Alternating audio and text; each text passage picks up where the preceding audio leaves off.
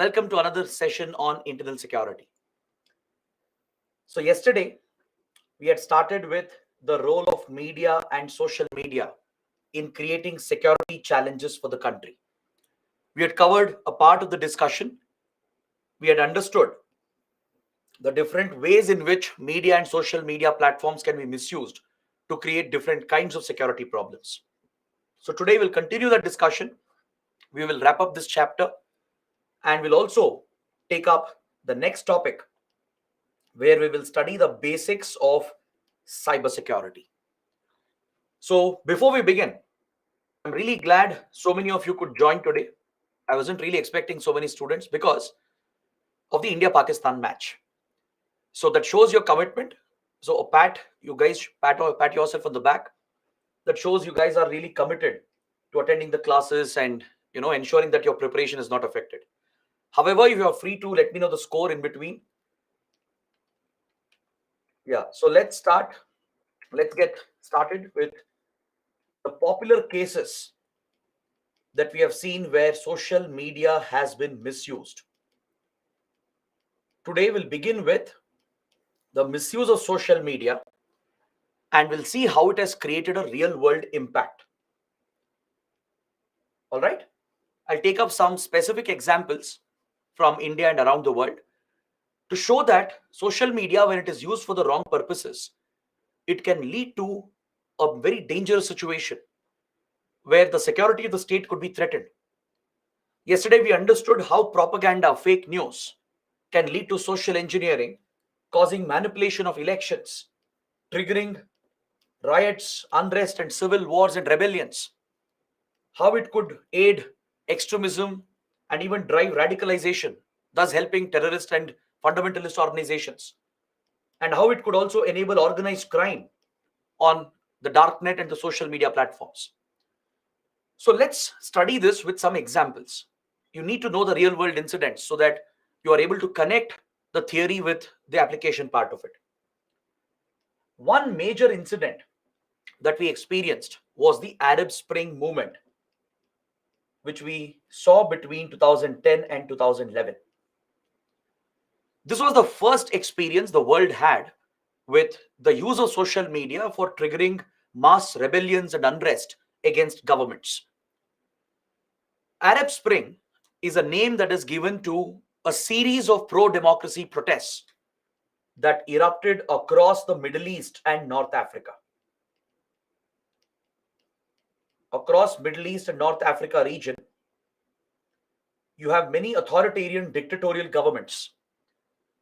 So in a small North African country known as Tunisia, this is where the first mass uprising began.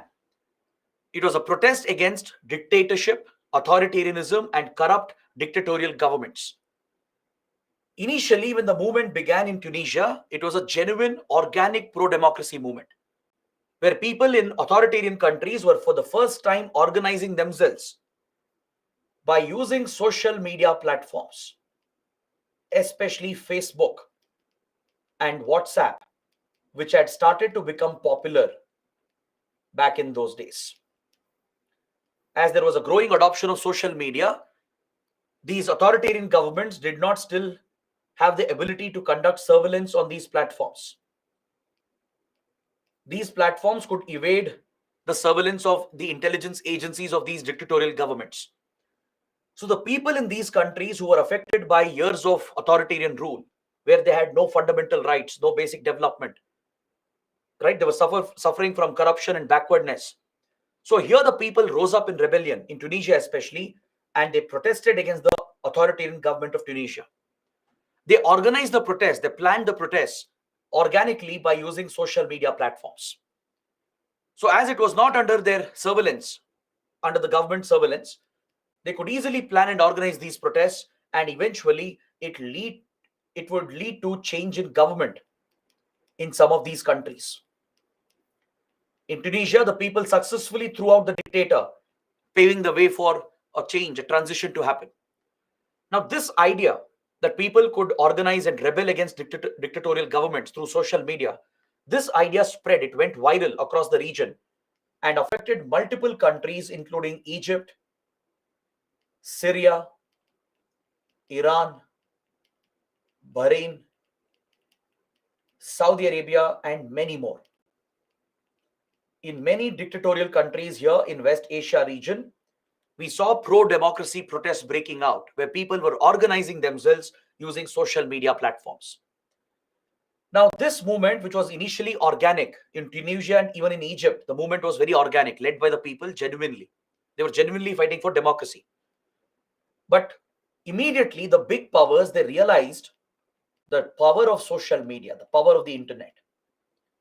They realized that they could misuse these platforms to run targeted covert operations to destabilize their enemy countries. The civil war that you see today in Syria is largely a manufactured civil war. The enemies of Syria, like United States, Saudi Arabia, Israel, they all played a role in backing a rebellion against the Syrian president. It was largely engineered by creating an uprising on social media platforms, by misusing social media platforms. Similar movements were triggered in other countries as well by the regional rivals. Iran would try to sponsor such a movement in the Sunni powers like Saudi Arabia and Bahrain. Others would counter Iran by triggering similar protests in Iran and other countries in the region. So this wave of protests, rebellions that was witnessed, which pushed some countries into a civil war, was an outcome of misuse of social media. It was one of the key factors. Is that clear?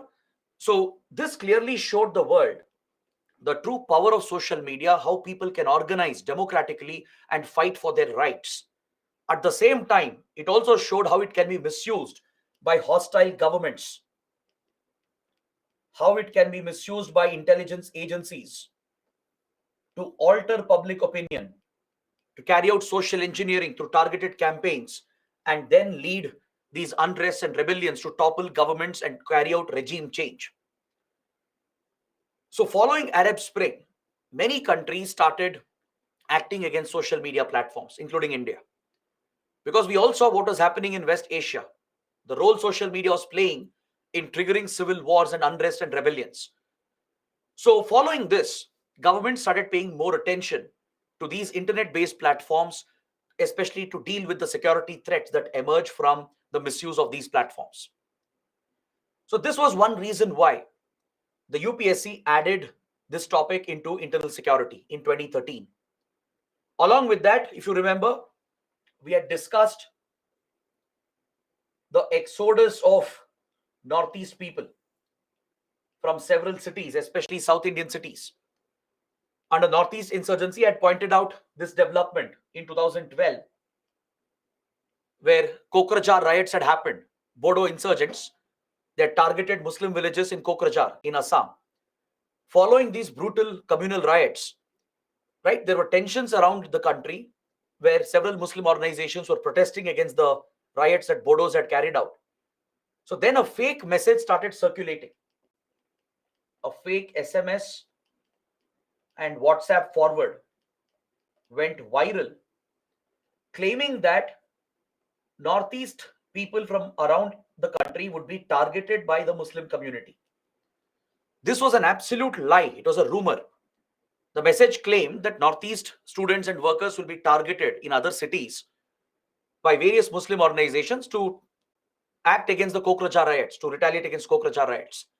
But this was an absolutely false message. There was no such threat, no such organized attempt to target the Northeast people. But as soon as the message went viral, people would believe that this is true. And several students from Northeast India, workers from Northeast India, who are spread out across Indian cities, they fled the cities and started going back to their hometown. Especially in Bangalore, Chennai, Hyderabad, even in Delhi and Mumbai, we saw an exodus. Overnight, people were flooding airports, railway stations to catch the immediate available flight or train to leave the city and go back to their hometown because they feared that they'll be targeted and attacked. Fortunately, it didn't turn into a disaster. It didn't turn into any tragedy in India. There were no riots, nothing happened on the ground. But still, it showed the potential of how media, social media, if it is misused, right, it could create social unrest, increase divisions, in the country on communal and ethnic lines. So this also led UPSC to add the subject of internal security in the 2013 syllabus, and a dedicated chapter was given on the role of media and social media. Another major incident we have seen is the alleged Russian intelligence interference in the American presidential elections. There's a very strong allegation from the FBI, the Federal Bureau of Investigation, that Russian intelligence agencies such as the SVR and the GRU. The GRU is a Russian military intelligence agency which specializes in cyber warfare. SVR is Russia's foreign intelligence agency. They were held responsible for the alleged manipulation of the 2016 elections, and the same allegations were raised during the recent 2020 elections as well. It was alleged that Russian influence operations were trying to influence the social media audience in the US. Platforms like Facebook, Twitter, Instagram, right? All these major platforms apparently were used for a targeted campaign where Russian agencies were trying to back the presidential campaign of Donald Trump. They were trying to discredit the opponent of Donald Trump, that's Hillary Clinton. What happened was Hillary Clinton's campaign was targeted by a series of cyber attacks where sensitive emails were stolen from the Democrat Party, and they contained a lot of sensitive details about the Democrat Party, Hillary Clinton, and her campaign. All these emails were leaked selectively in a targeted manner on Facebook and other social media platforms. The intention was to discredit Hillary Clinton. And parallelly, there was a lot of support for Donald Trump. The far right-wing elements in the US were targeted. The right-wing audience was targeted to create more support for the Republican Party, and issues like anti-immigrant stand against immigrants, and stand against terrorism, including Islamophobia, stand against minority races like the blacks, right? White supremacist tendencies. They were all promoted on social media, and the FBI alleges that Russian intelligence was playing a role in all these influence operations. The idea was to understand the political preferences of the audience by using Facebook, Twitter, etc. Right? You can create a profile of the users to understand what is their political preference. Those who are undecided voters, who are still between two parties, or those who are favoring the other party, they could be targeted with certain messages, posts repeatedly to push them to vote for the other party and vote for the other candidate. So such deliberate interferences were noticed by the FBI, and several investigations were carried out as well. These investigations, they have not conclusively established the Russian link, but most definitely there was a Russian covert operation designed to interfere in the American presidential process, in the election process.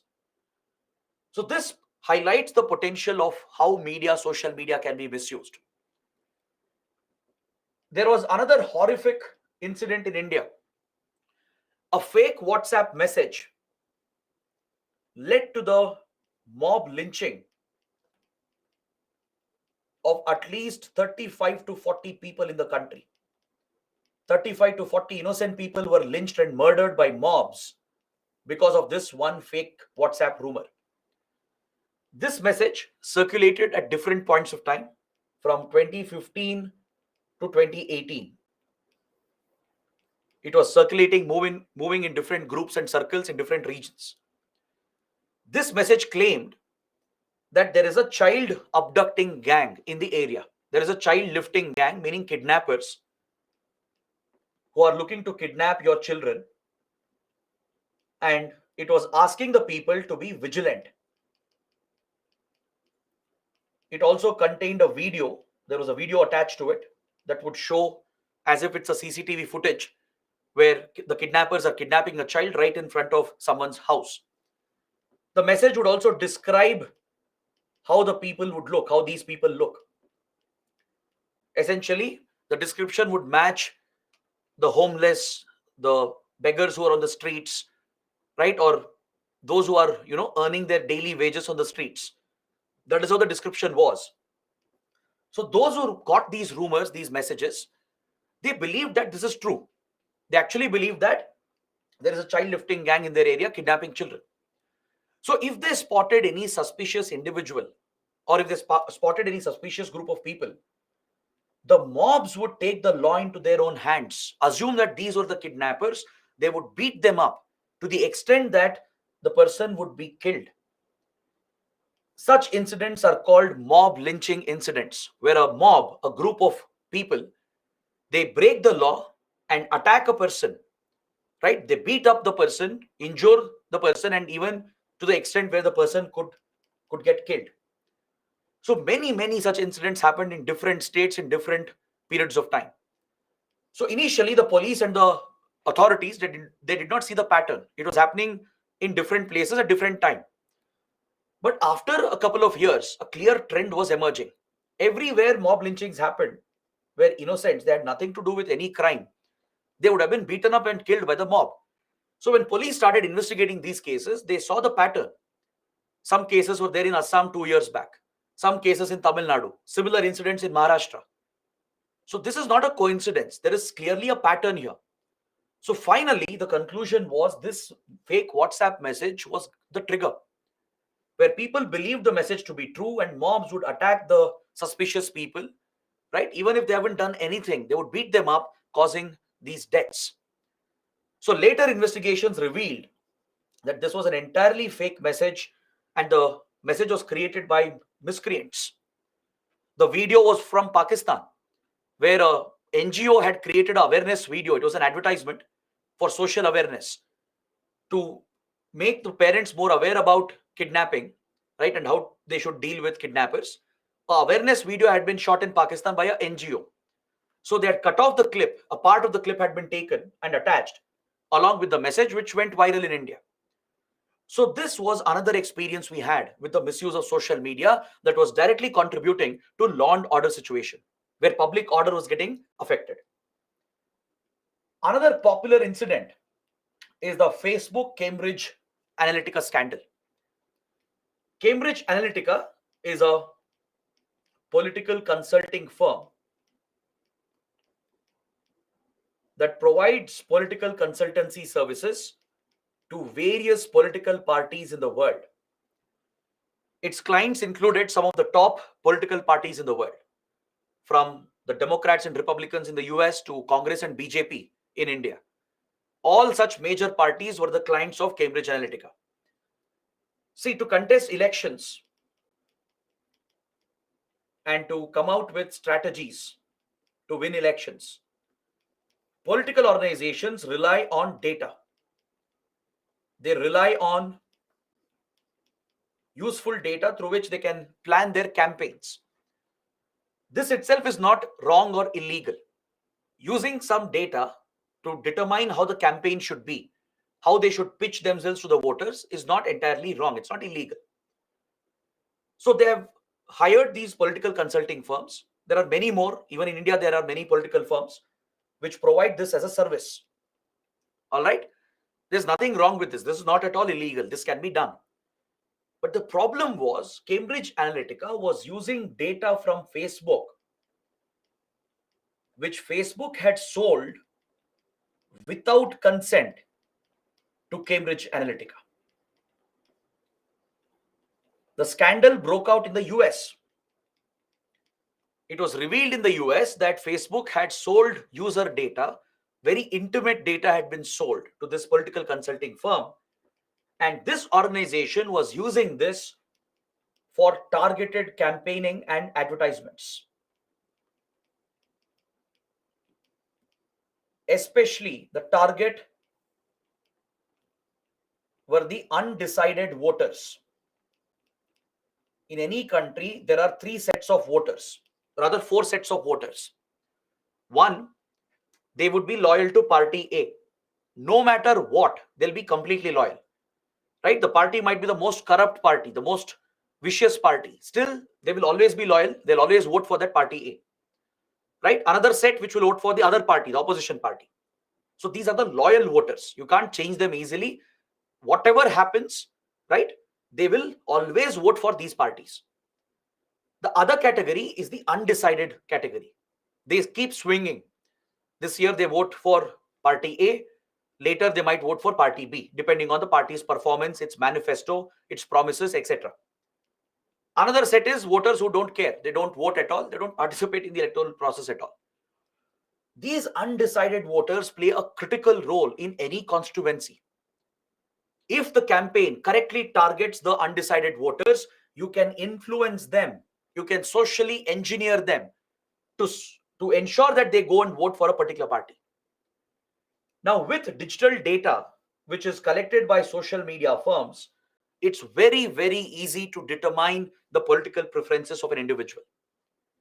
You yourself would have revealed your political inclination on social media through your posts, your likes, your preferences, through what you're searching, places you're visiting, right? What you're speaking, right? Everything which is tracked by social media platforms reveals your political affiliation. If this intimate data, which is your personal data, if it is sold without your consent and used for such purposes to manipulate elections, to swing votes, that is blatantly illegal. It threatens the very foundation of the democracy. That is why Facebook faced a lot of criticism in this scandal, where Mark Zuckerberg was called to the US Senate and the Congress, and he was lambasted by the senators and the congressmen, right, as to how the data was sold to this company without user consent. Cambridge Analytica had used the data for targeted ads and campaigns to push the voters to vote for certain parties. So electoral manipulation is a very big reality. With social media, it's become very easy. That's why every major party has its own IT cell, right, to run their propaganda. They not only spread the messages, they spread fake news, misinformation, and propaganda as well. Every party does this, not just one or two. Especially parties which are well funded, which have good resources at disposal. They are very strong in their campaigns, in their social media online campaigns.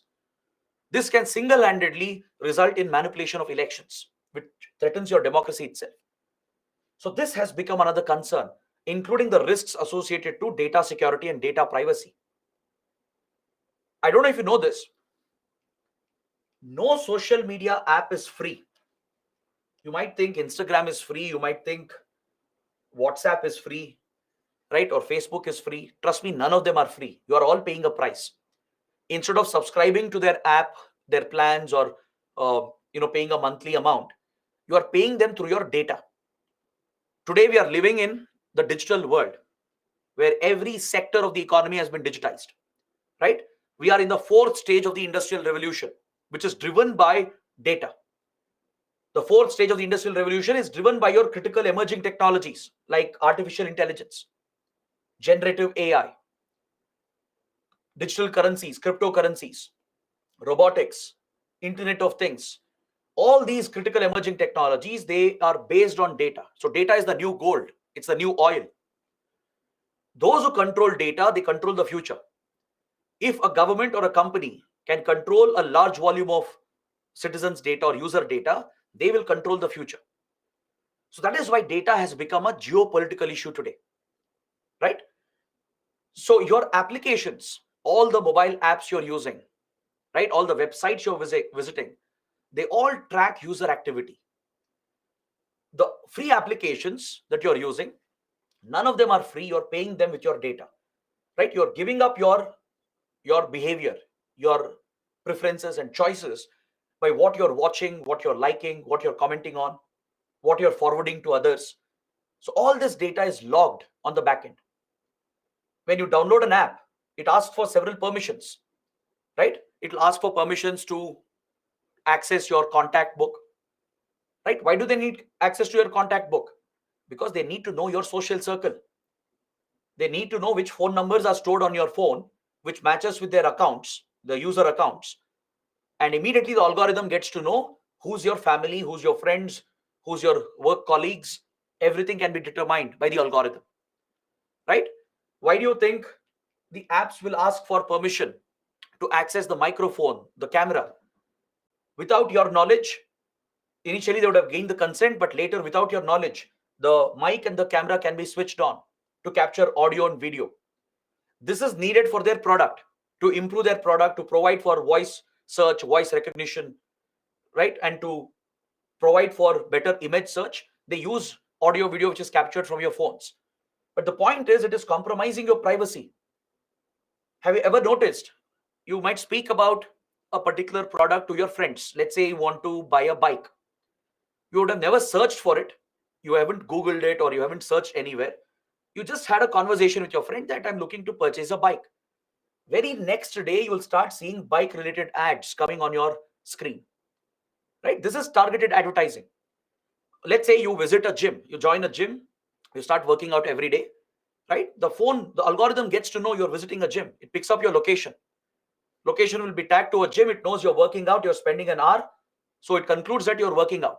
Immediately you'll get products, ads related to your health, dietary supplements. All these ads will flood your phone. So this has great potential to change the economy.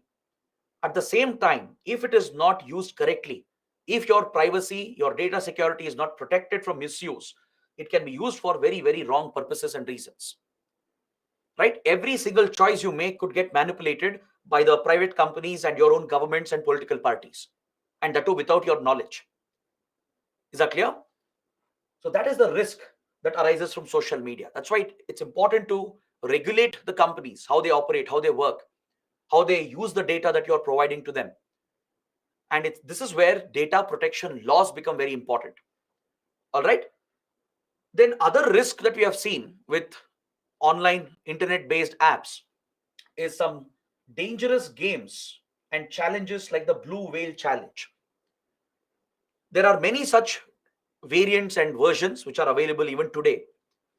These challenges and so-called games, they are designed to attract children and teenagers especially. They are given tasks to perform.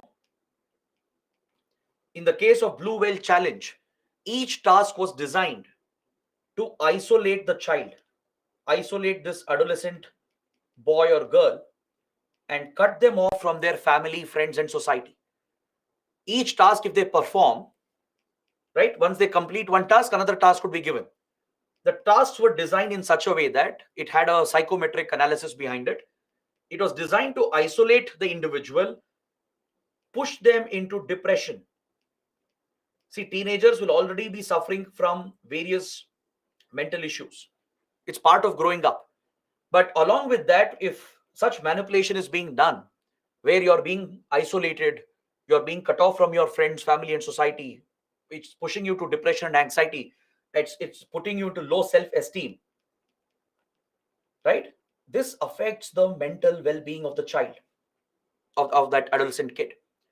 And the final task was very brutal and gruesome. The final task here was to commit suicide. The final task to complete the challenge would be to push the kid to commit suicide. And many cases have been recorded which is tied with the Blue Whale Challenge. In India and around the world, several teenage suicides have been apparently linked with Blue Whale Challenge. There are even more brutal games which have come up where it pushes the teenagers to commit crime, to commit robberies, to even commit murders and attack people, right?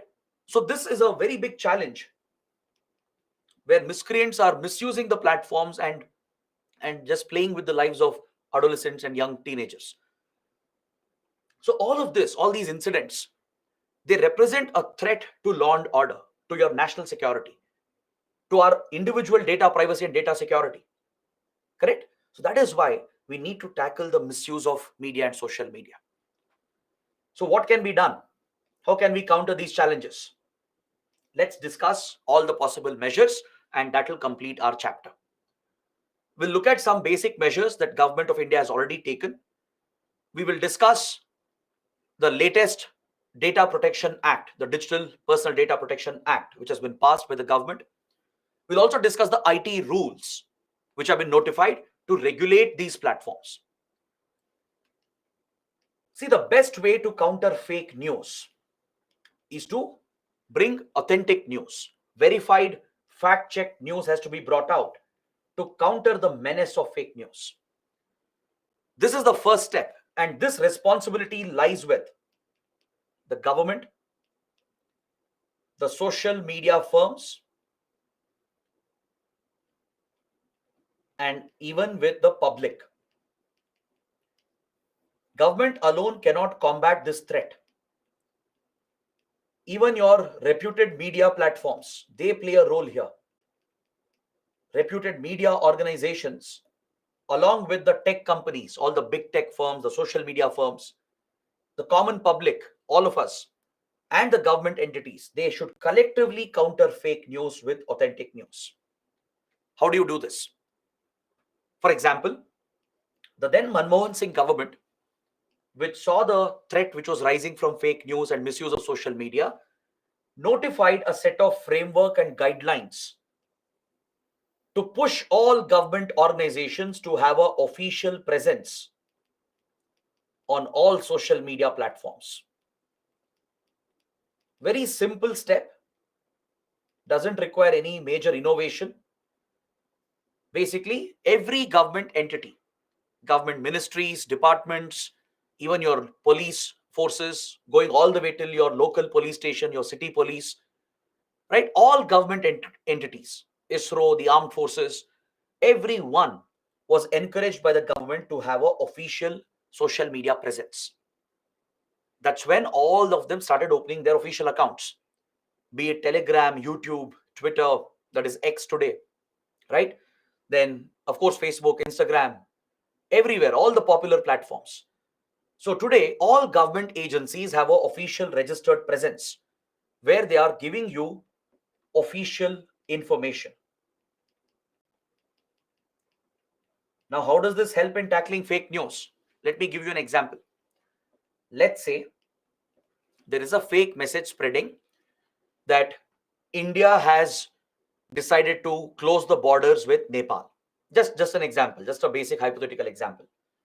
Let's say there is a fake rumor spreading that India has decided to close the open border with Nepal because of security threats. When this fake message goes viral, people start believing it. It affects India-Nepal relations as well. But immediately the Ministry of External Affairs can step in, right? It can step in. People will start tagging MEA's account. It can counter this by spreading the right information. It can say this is fake news. There is no such decision or policy which has been taken. Nepal is a great friend of India. We have not taken any such decision. This is fake news. Don't pay attention to it. The moment it is clarified by the government authorities directly in real time, the fake news is dead. Clear? Let's say a rumor is circulating in a local area that communal riots have started. Let's say on WhatsApp and other platforms, videos and messages are circulating that communal clashes are happening in the city. Immediately your local police, your city police and your local police stations, they can start spreading the right message. They can counter the fake news saying that everything is normal. There are no communal riots happening. This is all a lie. It's a fake news. Don't pay attention to it. Please maintain calm. Just one counter message from the authorities will end the cycle of fake news.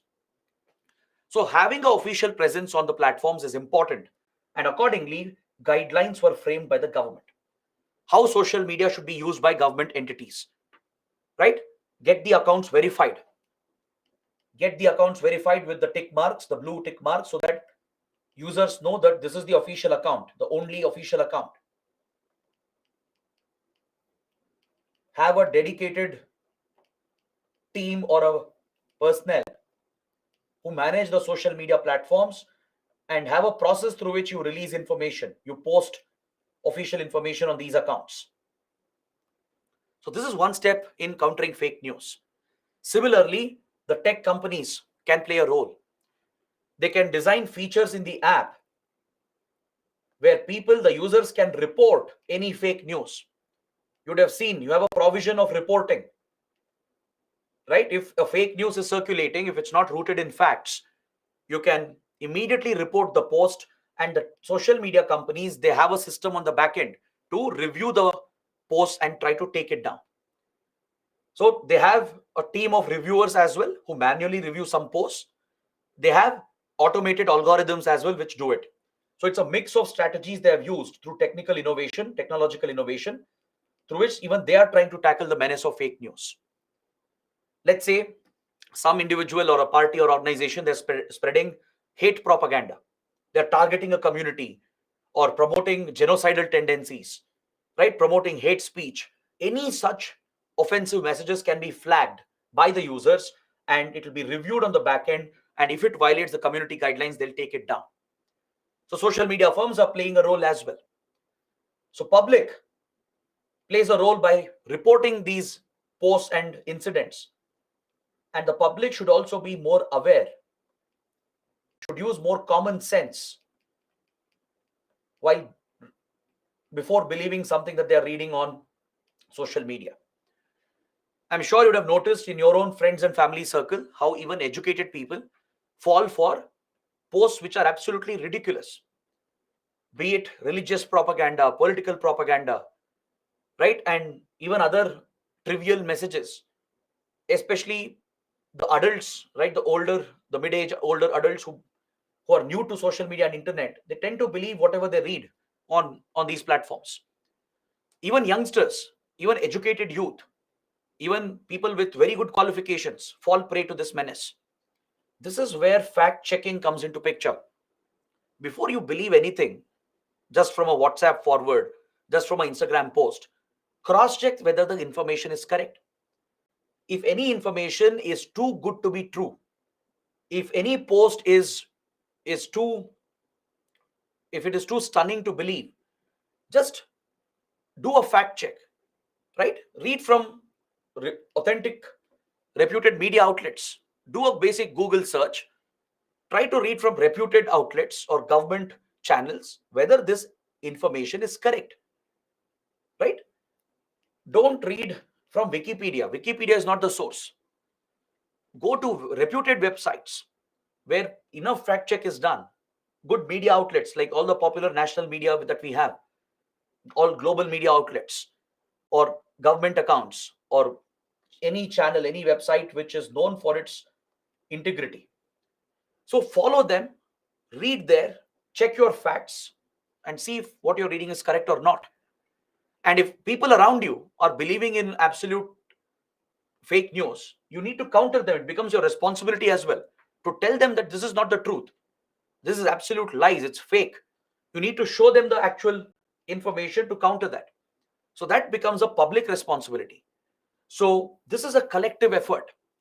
Your media outlets as well, like let's say Hindu, Indian Express, Times of India, all the big news channels, even global outlets like CNN, BBC, Guardian, right, the Telegraph, they all have formed their own industry level associations to counter the menace of fake news. There are civil society members, right, who are contributing to this. They start their own channels where they investigate thoroughly any fake news which is reported to them, and they bring out the facts into the public domain. So through these collective efforts, you can tackle the menace of fake news. Social media firms should promote more transparency with regard to their inner workings. They should be more transparent on how they are collecting data, how they are using it, how they are targeting ads to their users. The ad policy should be very clear, right? They should obtain your consent before collecting data. They should let you know how your data is being used. They should create internal mechanisms for review of any objectionable posts that are promoting hatred, propaganda, fake news, sexual violence, anything. It has to be reported. There should be a review which happens based on which they can take down the posts. And even for this, they should be transparent about their community guidelines. They can't simply protect all the posts by saying it does not violate their community guidelines, right? So they need to be more transparent in their inner workings, inner functioning. This is their responsibility as well. They should also cooperate with law enforcement authorities, security agencies when required, and obey the law of the land. This became a major challenge. It still is a challenge for us Because most social media companies are located in foreign jurisdiction. Even though India is one of their biggest markets, most social media firms, big tech companies, their biggest subscriber base is from India. Given our large population, population with phones and internet access, right? We are the biggest market for them. And yet, your data is being stored abroad, right? Most foreign companies, until one point, didn't even have a presence in India. They would virtually operate, right? All the servers, the data centers will be located abroad under foreign jurisdiction. So it would become challenging for us to enforce our legal jurisdiction. When Indian authorities would seek information, seek more data, these companies would deny. They would refuse to cooperate, saying that we are not obliged by Indian law. They would say that we are operating from US, operating from a European country. Our data centers are here, our offices are here. So we are not obliged to Indian law. Now, this was unacceptable to India. If the user base here is in India, if they're collecting Indian data, obviously the Indian government will exercise legal jurisdiction.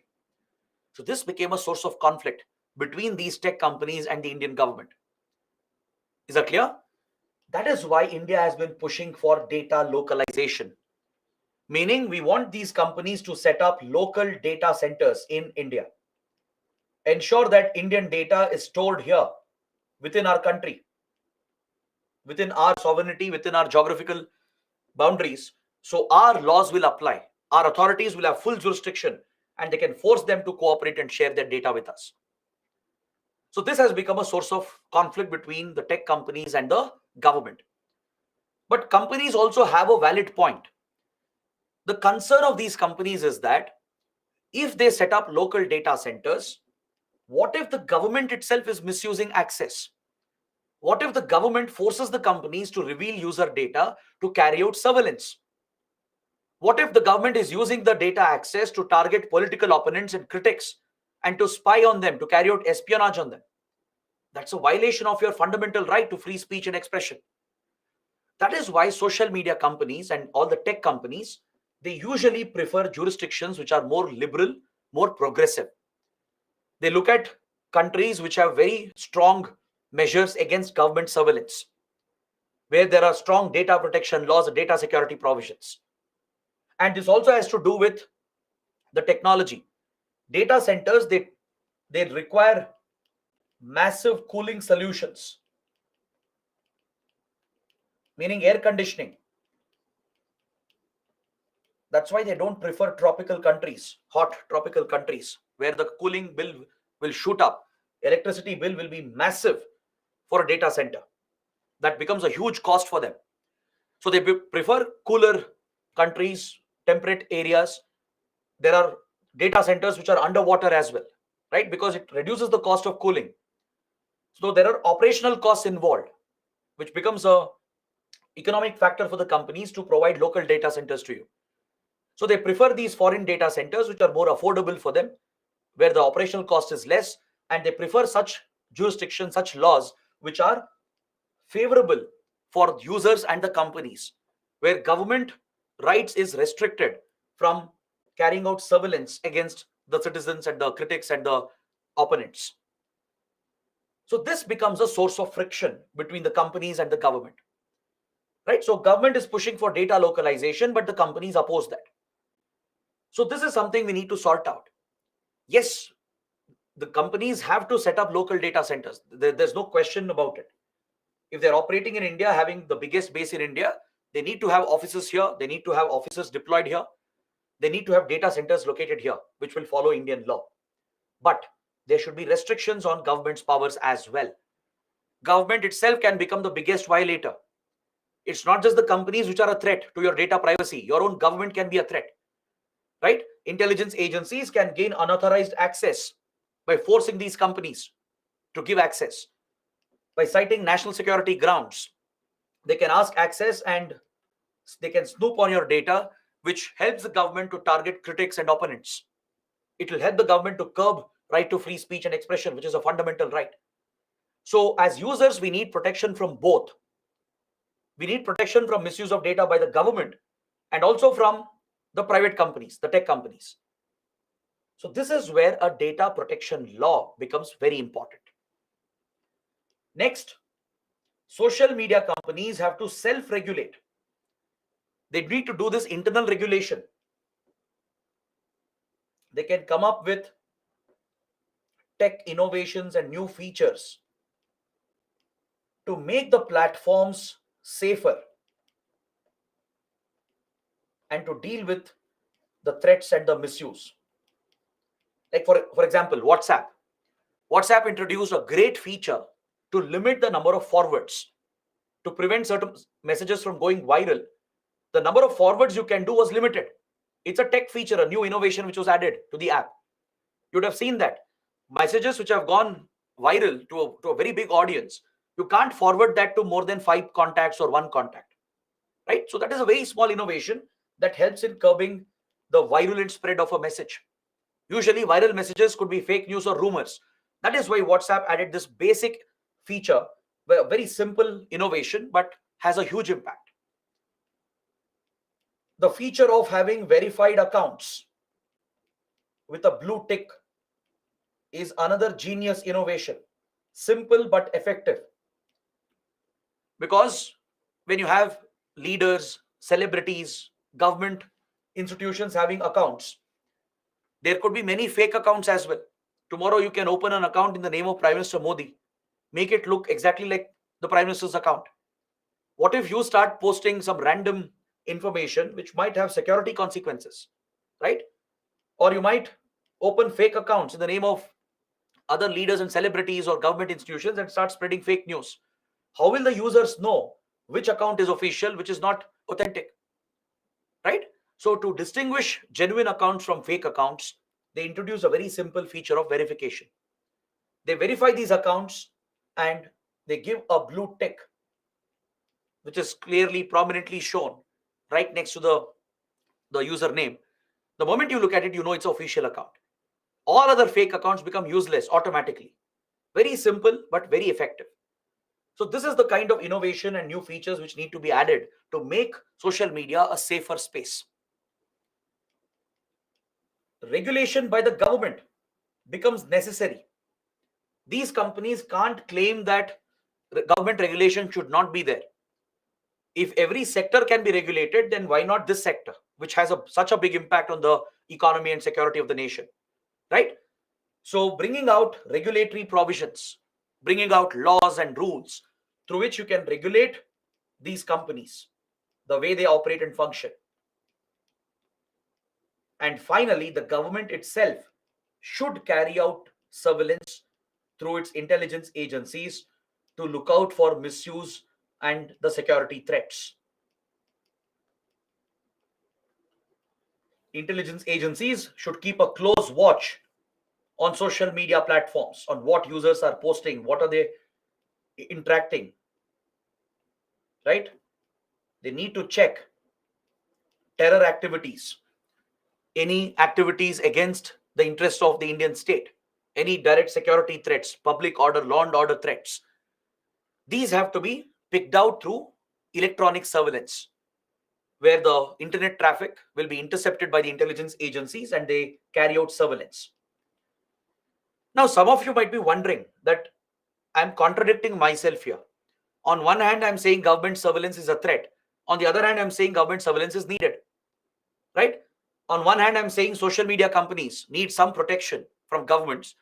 And I'm also saying there should be regulation on social media companies.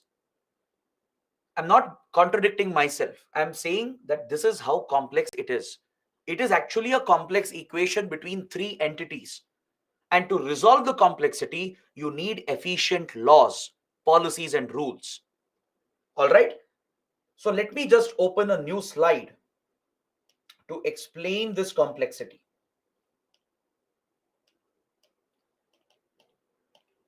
Let us look at this complexity. Let's understand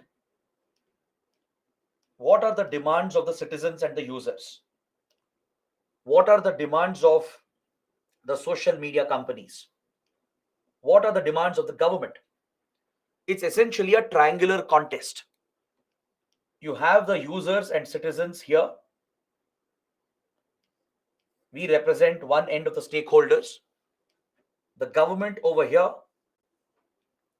and the social media firms and the tech companies over here. All right. Now, what do we want as users, as citizens? What do we want? We want data privacy. Because today, data privacy is a fundamental right. Do you know under which article data privacy becomes a fundamental right? Under which article of the Indian Constitution does data privacy become a fundamental right? Some are saying Article 19, some are saying Article 21. The correct answer is Article 21. It's part of your right to life. All right.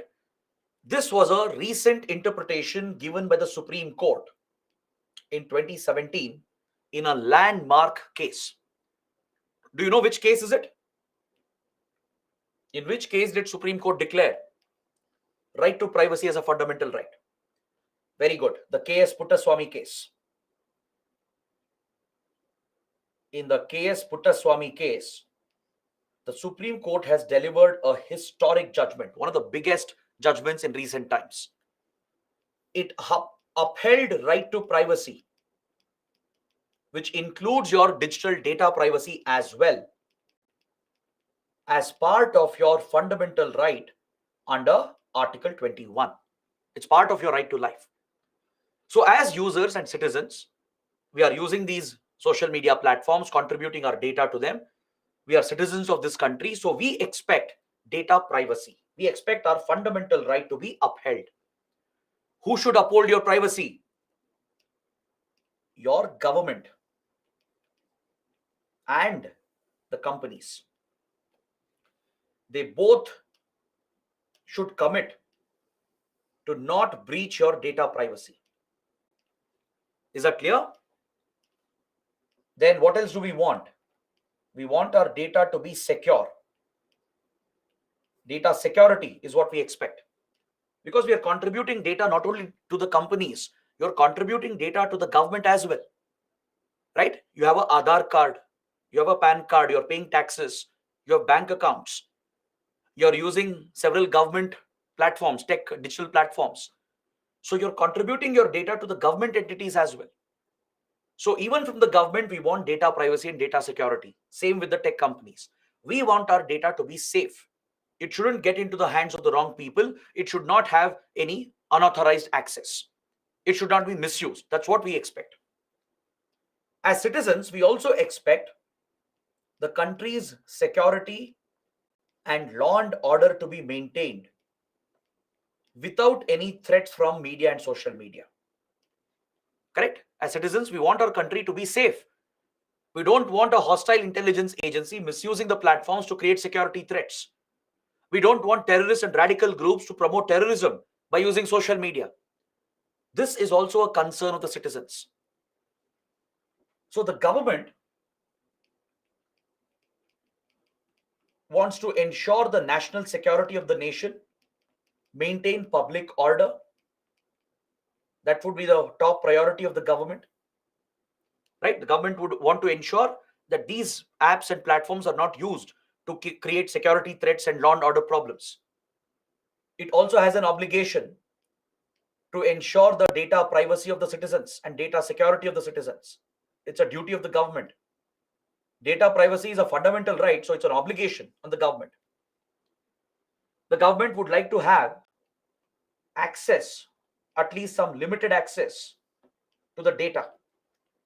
The government would like to carry out legitimate surveillance.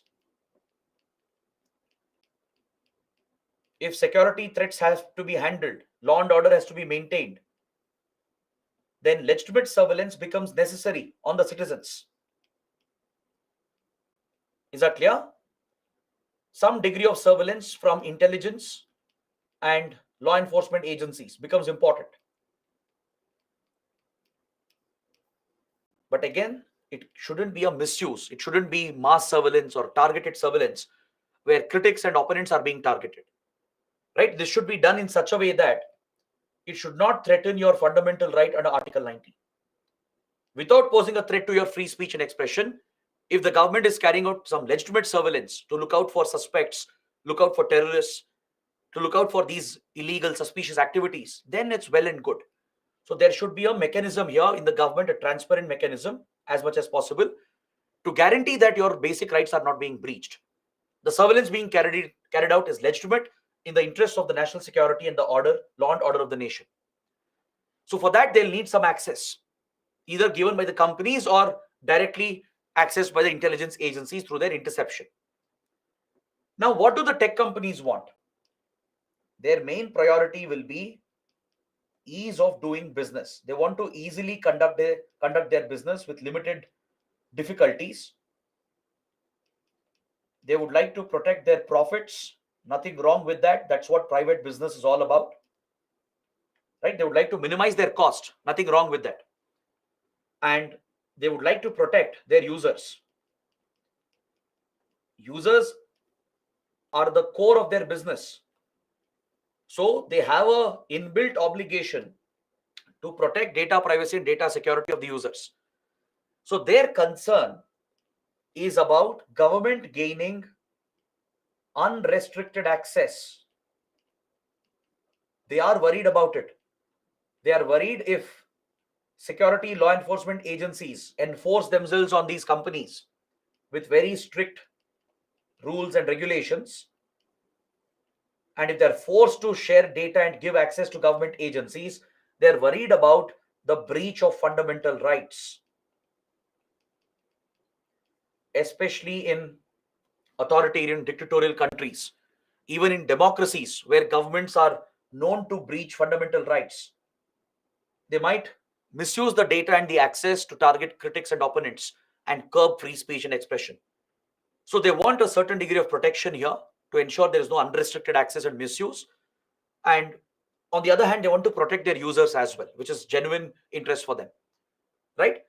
So these are the different interests of the three parties: the government, the tech companies, and the users. Now, how do you solve this complex problem, right? Some interests are contradictory, right? So how do you resolve this? To resolve this, you need an effective data protection law. So this brings us to the discussion on data protection law in India. A well-crafted data protection law that strikes a balance between the three can resolve this problem. You can strike a balance through a data protection law that will balance the interests of all the three parties involved: government, the companies, and the users. If there is a well-drafted, a balanced law that's brought out, it will protect the interests of all the three entities and strikes that much needed balance.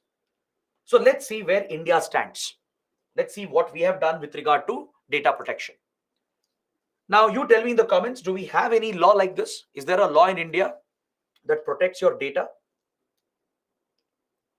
Yes or no? Yes, very good. Just 2 months back, in August, the Parliament has enacted the Personal Digital Data Protection Act. It's already become an act. All right, very soon it will be enforced by the government. So there is a history behind this law. The process of bringing this law started in 2017. As early as 2017, after especially the Puttaswamy case, where Supreme Court upheld right to privacy as a fundamental right, it became necessary for India to have a data protection law. Or else, how can data privacy be protected? How can data protection be guaranteed? Right? And also, India being one of the biggest internet markets in the world, and given how important data is to the economy and to geopolitics, it was crucial for us to regulate data and how these companies are operating. So that is why the government set up a committee, the Ministry of Electronics and Information Technology, METI. Your METI ministry constituted a committee under Justice B.N. Srikrishna. The Justice B.N. Srikrishna committee came out with several recommendations, submitted the report in 2018. It suggested a data protection law with some well-defined provisions. Based on this, a data protection bill was drafted and introduced in the parliament by 2019. All right. But for the next 3 to 4 years, the bill became extremely controversial. So controversial that eventually the bill had to be withdrawn by the government. Last year in 2022, the bill was withdrawn from the parliament by the government because of the controversy. The controversy was mainly because the government had deviated from the recommendations of Sri Krishna Committee. The government had given itself a lot of exemptions which had been challenged by the public, by the stakeholders. The fear was government will get away with the violations, and the fear was it could lead to mass and targeted surveillance that could threaten your fundamental rights. Plus, there was strong opposition from businesses and companies, particularly on provisions related to data localization. As it was mandated that these companies have to mandatorily set up local data centers in India, there was very strong opposition from the big companies, and their governments also supported them. US government, European governments, right? Because all the big tech companies, they're all US or European based, most of them. So this became a diplomatic issue as well, where foreign governments pressurized India to simplify the law because it was threatening their business model. It would increase their operational costs, affect their profit margins, and affect their market access as well. So because of all the controversy, there was pressure from opposition, pressure from media, the public, civil society, the companies, and foreign governments. So because of all these issues, the bill was withdrawn by the government. In fact, Justice B.N. Sri Krishna himself was critical of this bill. He criticized the Modi government for diluting the provisions, for moving away from what he had actually recommended. When I say he, not individually, his committee, right? The committee he headed had actually suggested a more balanced version, but government moved away from it, gave itself more powers, which could lead to surveillance against citizens, which could affect business models. So that is why the government withdrew the bill. And finally, a new draft was presented. A new bill was brought out. A new bill was brought out by the government.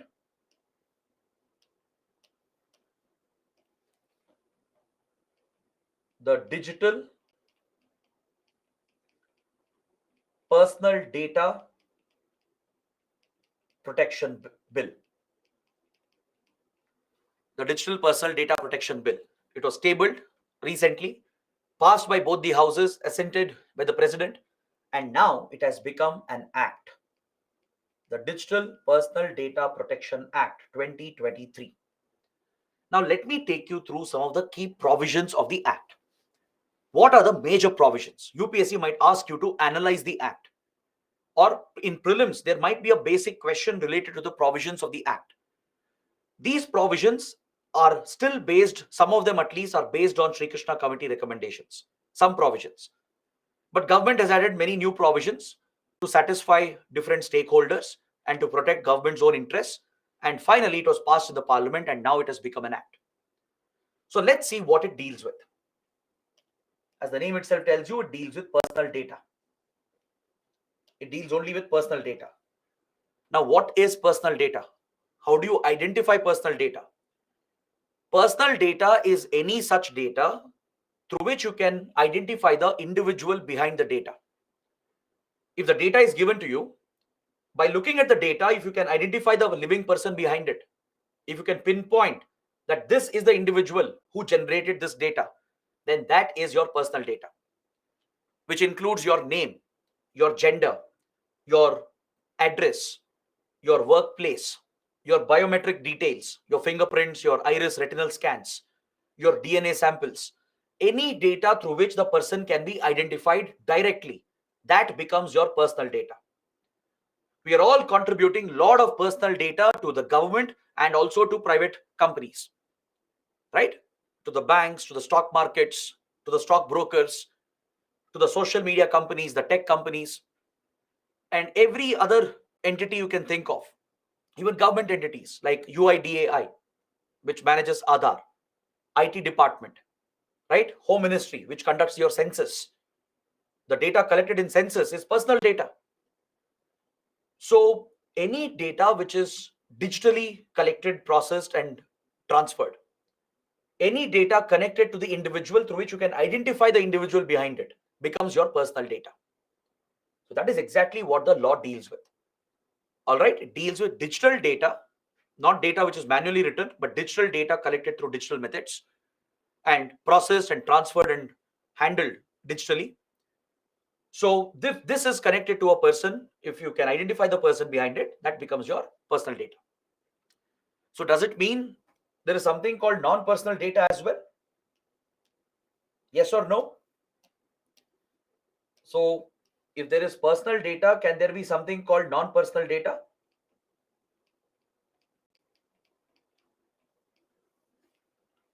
Okay, most of you are saying yes. You're saying yes, there is non-personal data as well. Okay, fine, I'll accept this. Any example? Can you think of any example of what is non-personal data? It would be the opposite of it. Like film preference, choices and preference, Ola routes, Uber details. Okay, good. At least you guys have a basic idea. Good. Non-personal data is the opposite. Basically, there is a set of data, but by looking at it, you can't identify the person who generated it. It has been detached from the user, and the data is being used by the company to be monetized. I'll give you an example that makes it easier. I'm sure all of you ride cabs on Ola, Uber. You order food on Swiggy, Zomato, right? On all these apps, collectively, all of us, we are leaving behind a pattern. We are expressing our choices. It doesn't matter who's the person generating this data. Collectively, as a group, we are all creating a pattern, expressing our choices, which can be used by the company, the tech company, to give you more personalized services.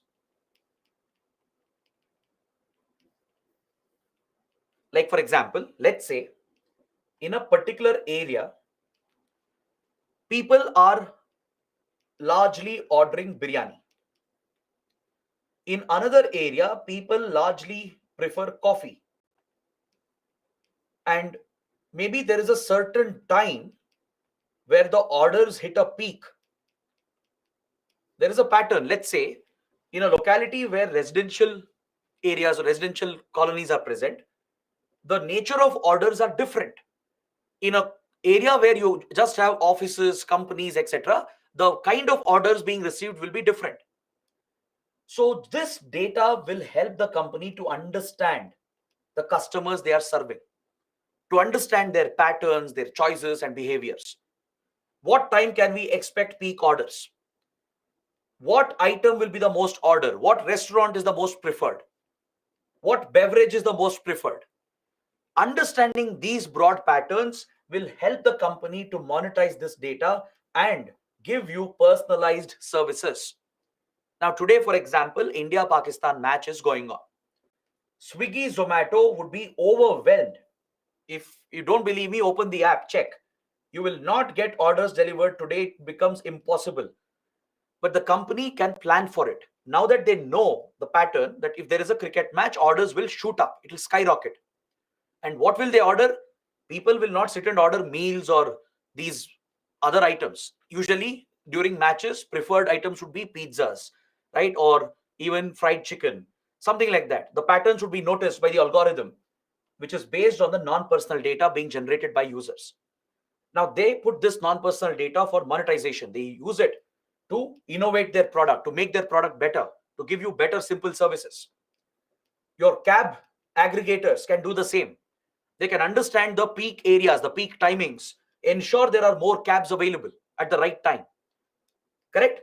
So this is how non-personal data helps you. It helps the companies, it helps the economy. Monetizing non-personal data is crucial for the economy to drive innovation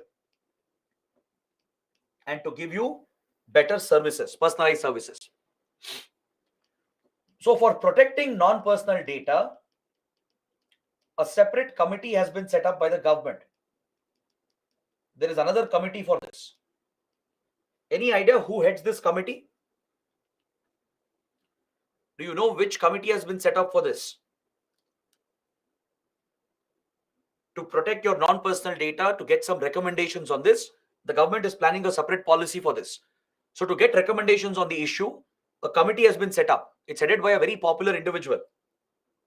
It's headed by Chris Gopalakrishnan.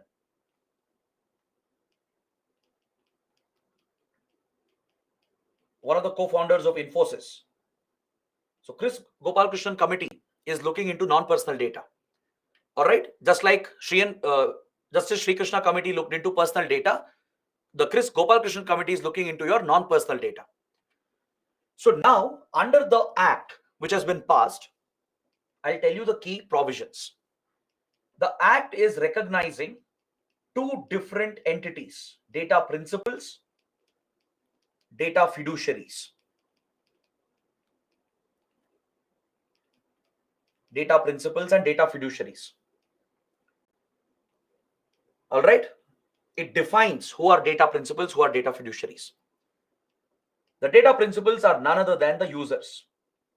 All of us, all individual users who are using any application contributing data to government and private entities. So we are the principals, meaning we are the owners of our data. This is a very, very important recognition. It was recommended by Sri Krishna committee. The users should be treated as the owners of the data. You own your data. That's why the term data principal, you are the principal here, owning your data. Now you are contributing your data to the government and private entities. So they become the fiduciaries who come in between. They are basically collecting your data, storing it. They will be handling the data, processing it. They could be transferring it as well to other third parties. So all these steps are carried out on your personal data. Once you contribute it, right from collection to storage, handling, processing, transferring, all these steps are involved in the management of your data. So under the law, data principals are getting some rights. To protect our data privacy and data security, some rights are being given to us, which means there are obligations on the fiduciaries to protect our rights. Private companies, including your social media companies and even government entities, some of them, they will get some obligations. They'll have some duties to protect your rights. That's how rights and duties work, right? Principals are getting the rights, users are getting the rights, which means the fiduciaries have some duties and obligations to fulfill. So one important right which is being accorded is the right to consent.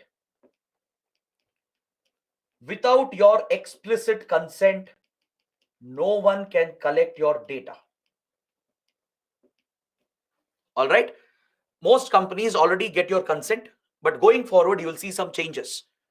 The government has said a clear notice has to be given explaining what is consent, why they are collecting data. They should give some more details on how they are planning to use your data.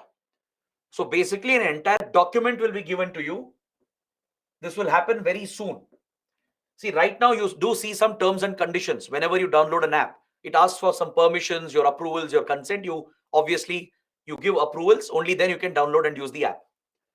But going forward, there will be more changes where the companies or any data collector has to clearly explain what is consent, why are they collecting your data, for what purpose, how will they use it, how will they monetize it. Those details have to be specifically mentioned, and that too in all 22 languages recognized under 8th schedule. So this is something you will see going forward. The implementation is still on hold. It will take some time. because businesses need a lot of time to make the changes happen. So government has given that window. It will take some time before the act becomes fully enforceable. So you will notice in few months time that all the apps will revisit consent. You will be flooded with a list of consent notices. You will have to go through and then give your explicit approval to collect, store, handle, process, and transfer your data. All right. Or else you can't use their services. That's obvious. If you can't give your consent, meaning they can't collect your data, and without your data, what will they do? So you can't use those apps anymore. Either you give your consent or don't. Next, you will get the right to access your data as well. You can demand the fiduciary to give access to your data, every data that they have collected over you, on you. You can take a look at what kind of data is being logged in. This becomes a mandatory feature, right to access your data. It's not available right now. You don't know what data Instagram is collecting exactly, right? When you give the permissions, you know some data is being collected, but not the entire data which is being harvested. So right to access becomes mandatory. The companies will going forward, they will inform you on all the details. You can demand them to give access to see what data is being collected against you. If there are any mistakes, if the data is not accurate, you will have the right to correct your data. Let's say a bank has collected some data from you. All right, they've completed the KYC process, but on the back end, they've made mistakes in entering the data or in logging the data. Maybe your name is wrong, your age, right, your address, something is wrong. To ensure your data is accurate, to ensure you maintain accurate data to get the best services, you can seek the right to correct at any time you want. This becomes mandatory for everyone. All government, private entities have to provide the right to correct, where you can see if there is any wrong information about you and correct that data. Next, you're also getting the right to erasure. If you want to quit a platform, you don't want to use this anymore, you want to log out, delete the app, never come back again, you should have the right to be forgotten completely. Do you know this? Even if you delete your account, companies retain data on you. They still hold it for many, many years. They archive the data. They use it to train their algorithms, to train AI systems and generative AI platforms.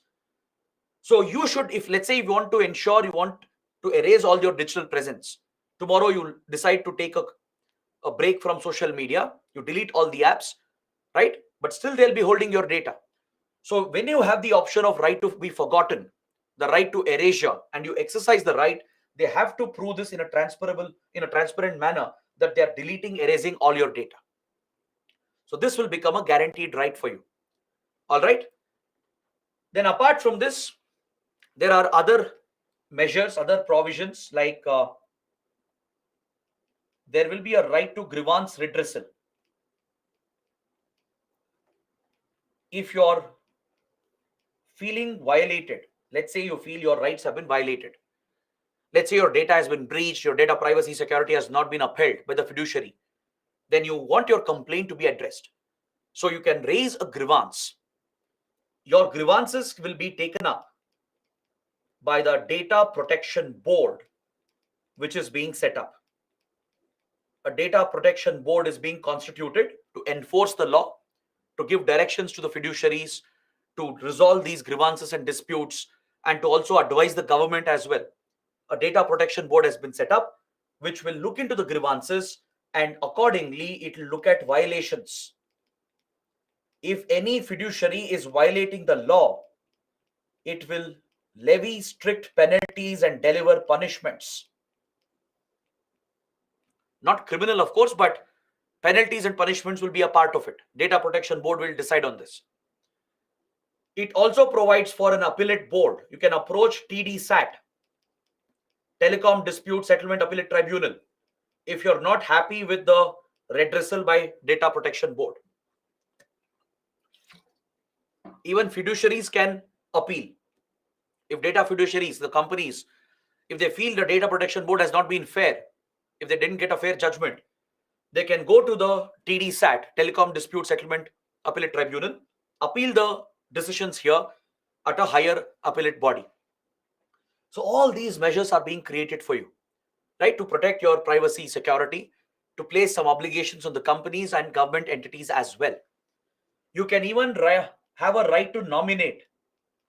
You can nominate someone else on your behalf in case of death or incapacity. Let's say you can't exercise your rights in old age or due to an accident or the person dies, right? But data will remain. What will happen to the data? Even after death, protecting data privacy is critical, right? So you would have the option of nominating someone else, your family or friend. You can nominate them to act on your behalf, who can exercise your rights to protect your data security, data privacy. These are the basic rights being provided. All right. Now, the problem here, there is one major shortcoming. There's a lot of criticism against the new act as well. The biggest criticism is that the government itself is giving exemptions from all these provisions. Whatever I explained, nothing will apply to security agencies and law enforcement agencies. They are fully exempted.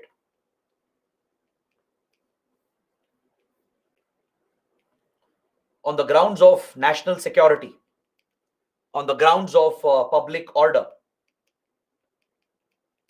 even with regard to friendly relations with foreign countries.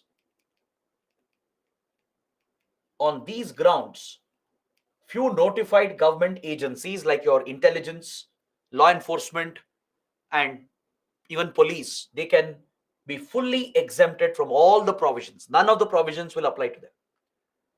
So essentially, the government is giving itself the option of carrying out surveillance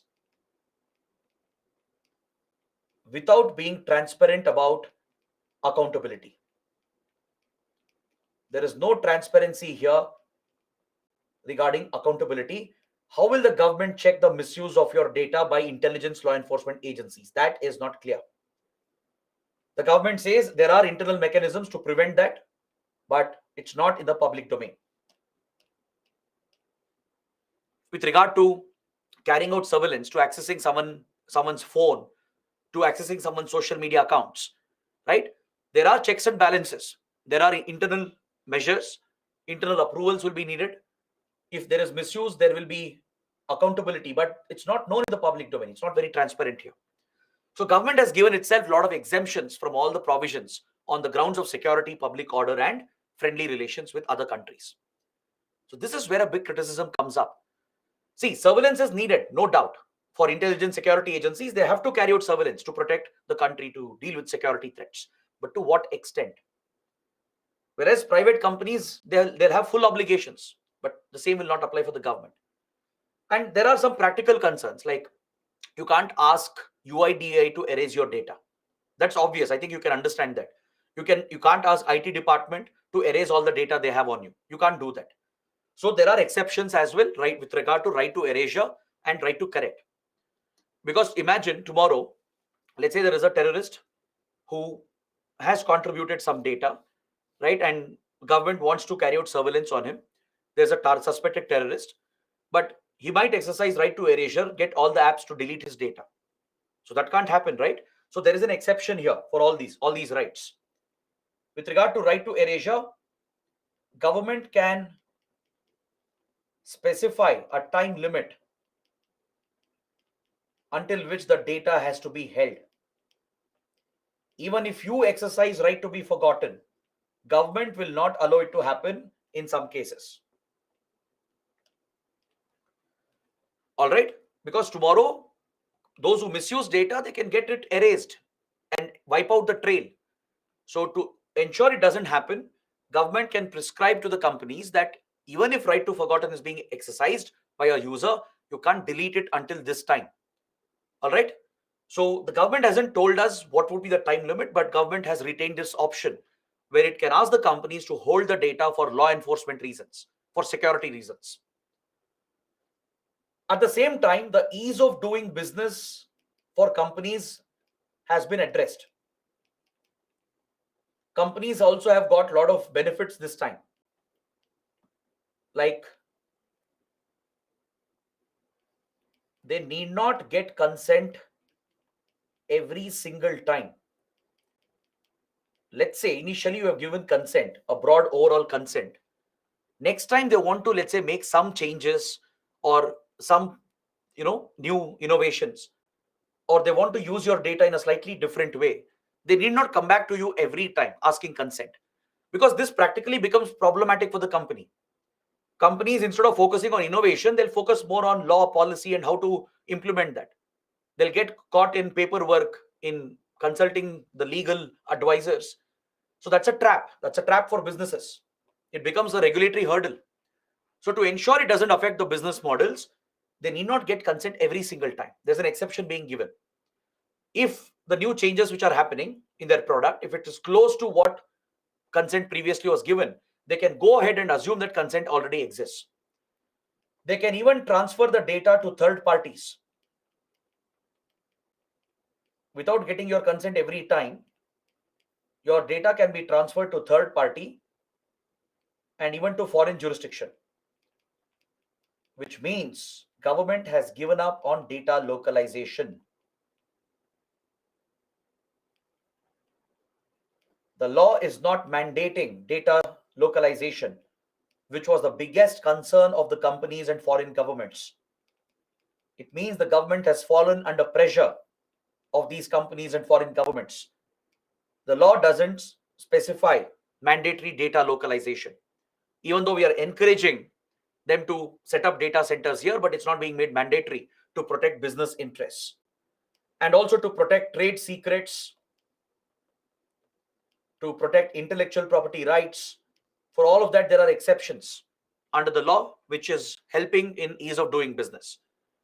So some experts say that it's a very balanced law compared to the previous version, but some are criticizing it because this could easily allow the government to conduct any amount of surveillance it wants, which could compromise your privacy and security at the end of the day. But definitely, private companies come under a lot of restrictions, especially tech companies, how they'll be using your data, right? They have to be very cautious. They have to abide by these provisions, or else they will face very strict punishments and penalties for this. Even startups, all the Indian tech companies, foreign companies, they will all follow this law going forward, and you will start seeing the changes as well. Since this is something that deals with our day-to-day life, you will start experiencing the changes. You will get these notices for your consent, right? You will see that the options for your right to access, correct, erasure, everything will be prominently shown on all the applications. So this is something you'll get to experience very soon once it comes into full enforcement. So it's a debatable topic, right? Like I said, government says this is a perfect law. It's a perfect law that balances all the interests. There are supporters of this argument. There are critics who are pointing out the flaws, the critical flaws, where exceptions have been given to government entities and even some private firms. So it's the user or the citizen at the end of the day who probably loses out on some rights. So maybe there is a need for greater clarity, but this is the act which Parliament has passed. It will be the act which will be enforced, right? So take a look at these provisions, be familiar with what rights the principals are getting, what duties the fiduciaries have, what exemptions are being provided. All right.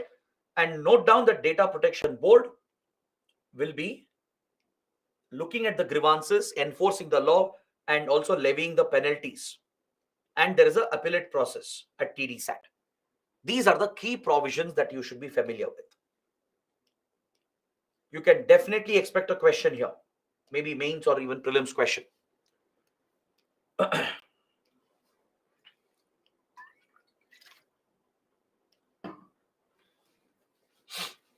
Now we come to the last topic here under media and social media. Let's complete this, and after that we can take a short break. Now, someone, why don't you let me know the score? Even I'm curious. Last I saw someone mention it's 177 for 7. Let me know if you're watching. I'm sure many of you are still watching. Okay, second innings has started, 63 for 1. Great. Looks like India will win. Right? That's great news, because we have never lost a World Cup match to Pakistan. All right. Now let's look at the IT rules. The IT rules that was notified recently to regulate social media, OTT platforms, digital media, and even online gaming platforms. All these new age media platforms have been brought under strict regulation of the IT rules. We have something called the IT Act, Information Technology Act of 2000, which regulates the IT industry. We are going to study this in the next chapter. Under cybersecurity, I will discuss the IT Act. So under IT Act, you have a section 87, clause 2.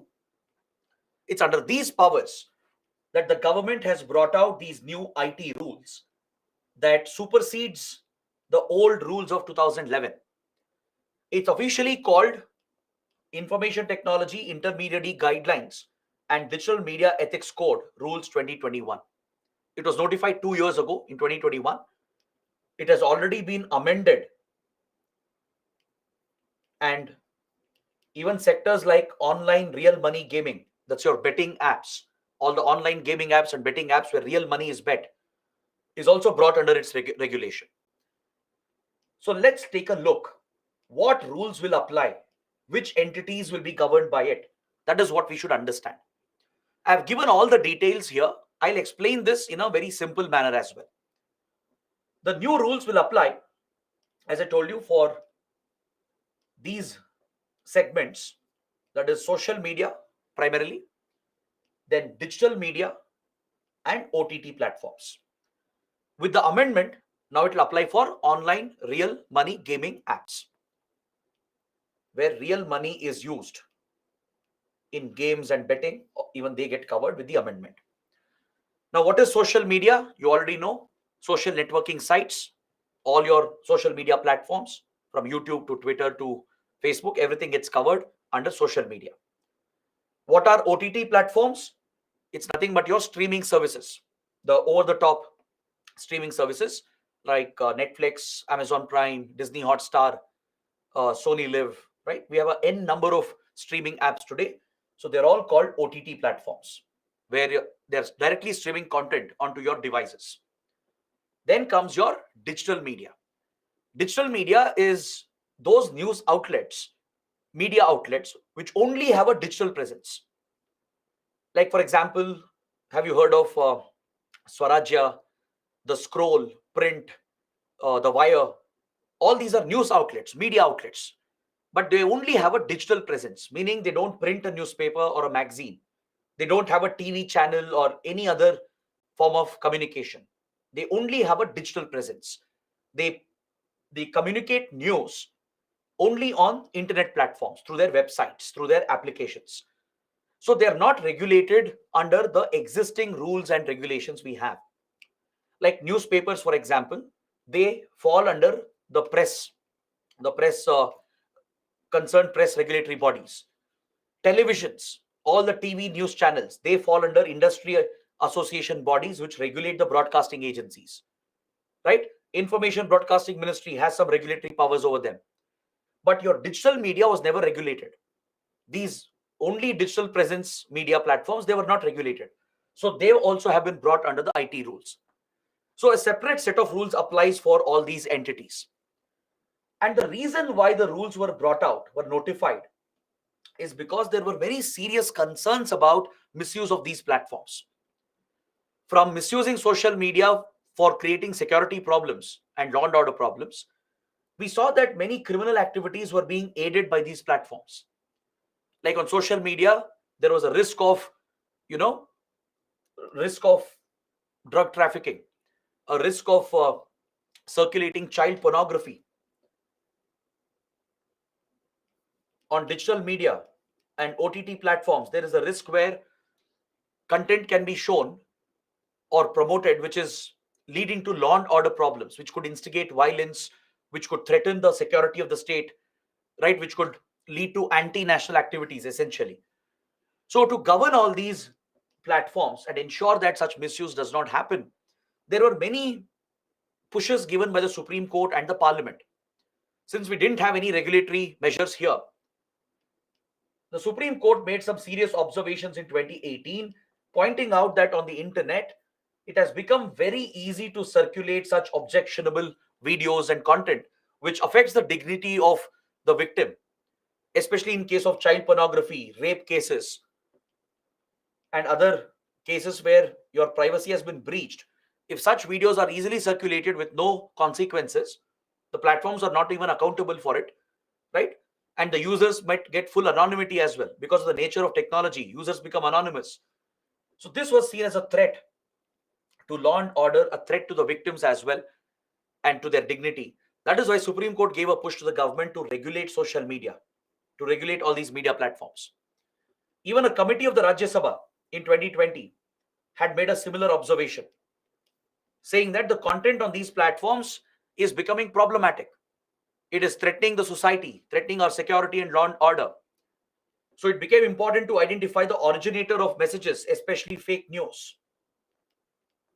If fake news and rumors are leading to actual violence on the ground, affecting law and order and threatening our security, then it's important to identify who originated the message, who created this message, who was the first one to circulate this on the platform, right? They are the culprits. You need to get hold of them.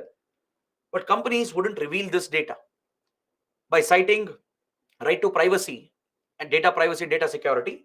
They wouldn't give this information to police and law enforcement agencies. They weren't helping security agencies in identifying the originator of the message. So that's why Rajya Sabha's ad hoc committee had pointed out that we should bring some rules to regulate these platforms so we can mandate them to help the authorities in tracing the originator of the message. OTT platforms, which became widely popular in the last decade, right, became the preferred medium of choice for many viewers, millions of viewers in the country. So again, here there was no regulation.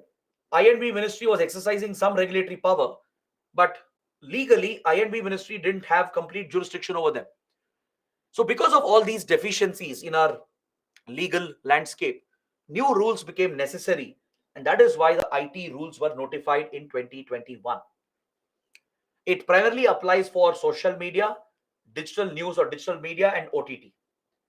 Through the new amendment, it will apply for online gaming. Is that clear? Now, let us see what are the rules. Let's take a brief look. Your social media firms. First, we'll talk about social media. All right, we'll take them up one by one. We'll take up the 4 categories one by one. With regard to social media, companies are divided into 2 categories. Social media intermediaries, significant social media intermediaries. The first category refers to small and very small companies, which have only few thousand, few lakh subscribers. Significant social media intermediaries are the ones which have millions of subscribers or millions of users. That's the difference. Just a few thousand or lakh subscribers are there for small companies, meaning they can't undergo strict restrictions and regulations. They can't focus on, obliging by these regulations. They'll lose their business model. They'll have to invest a lot, which could affect their businesses.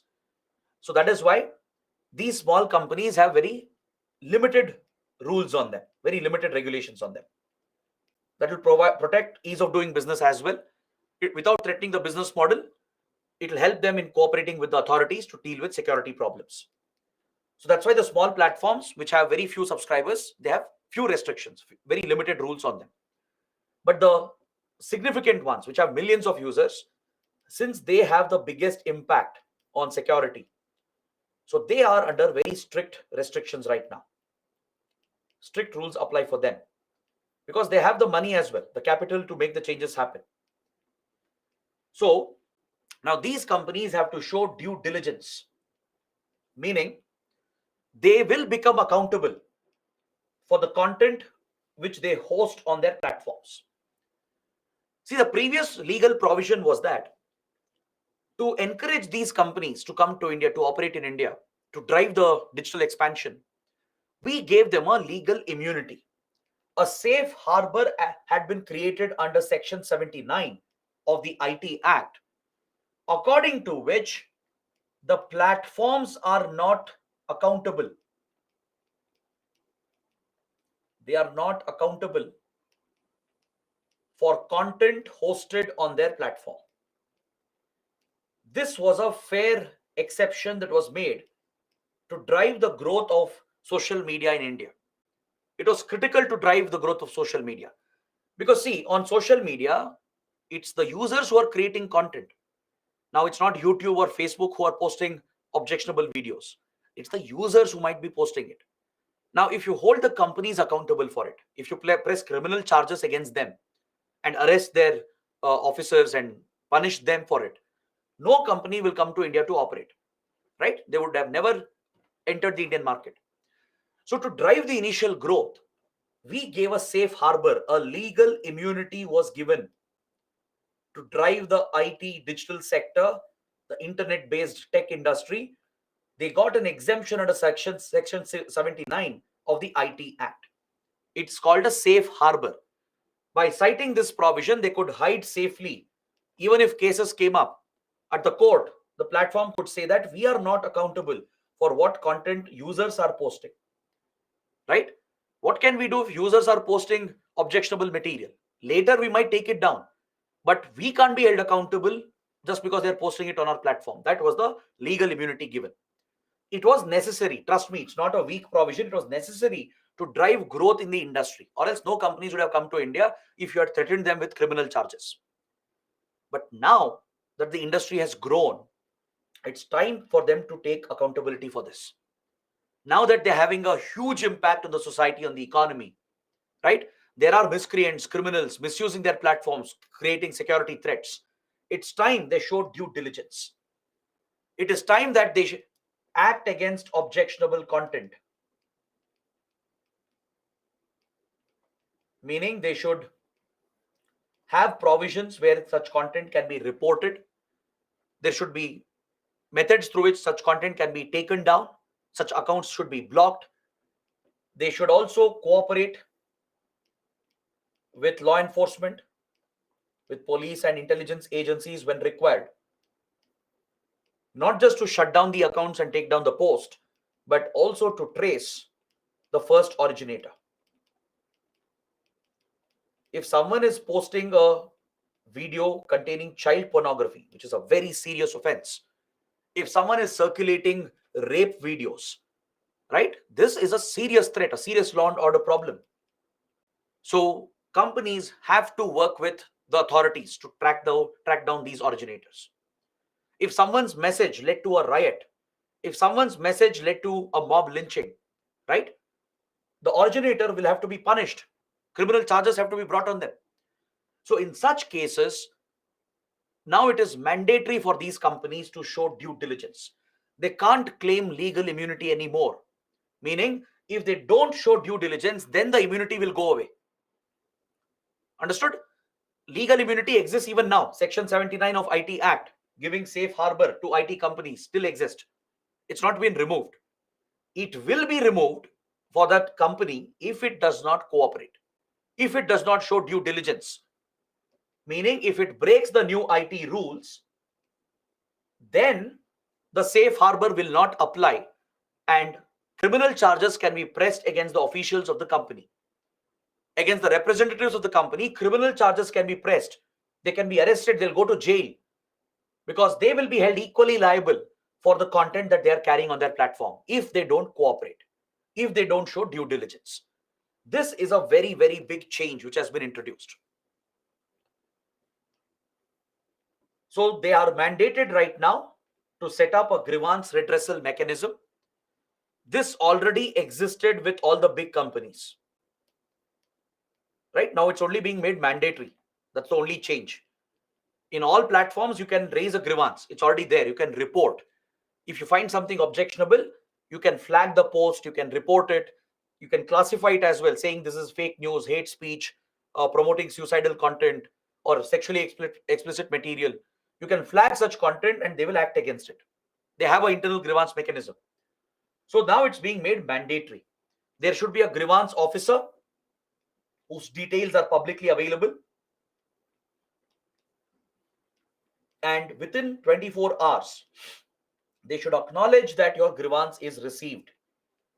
Within 15 days, they should resolve your grievance and give you a reply whether what action they have taken.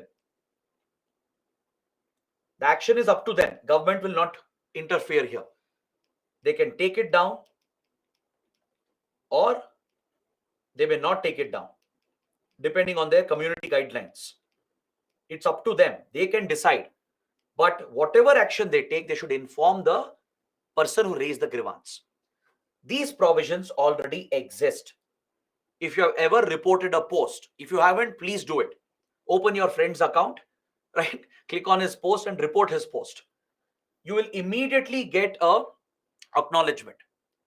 You will get an acknowledgement saying your report has been received. We'll look into it. Our review teams are looking into it.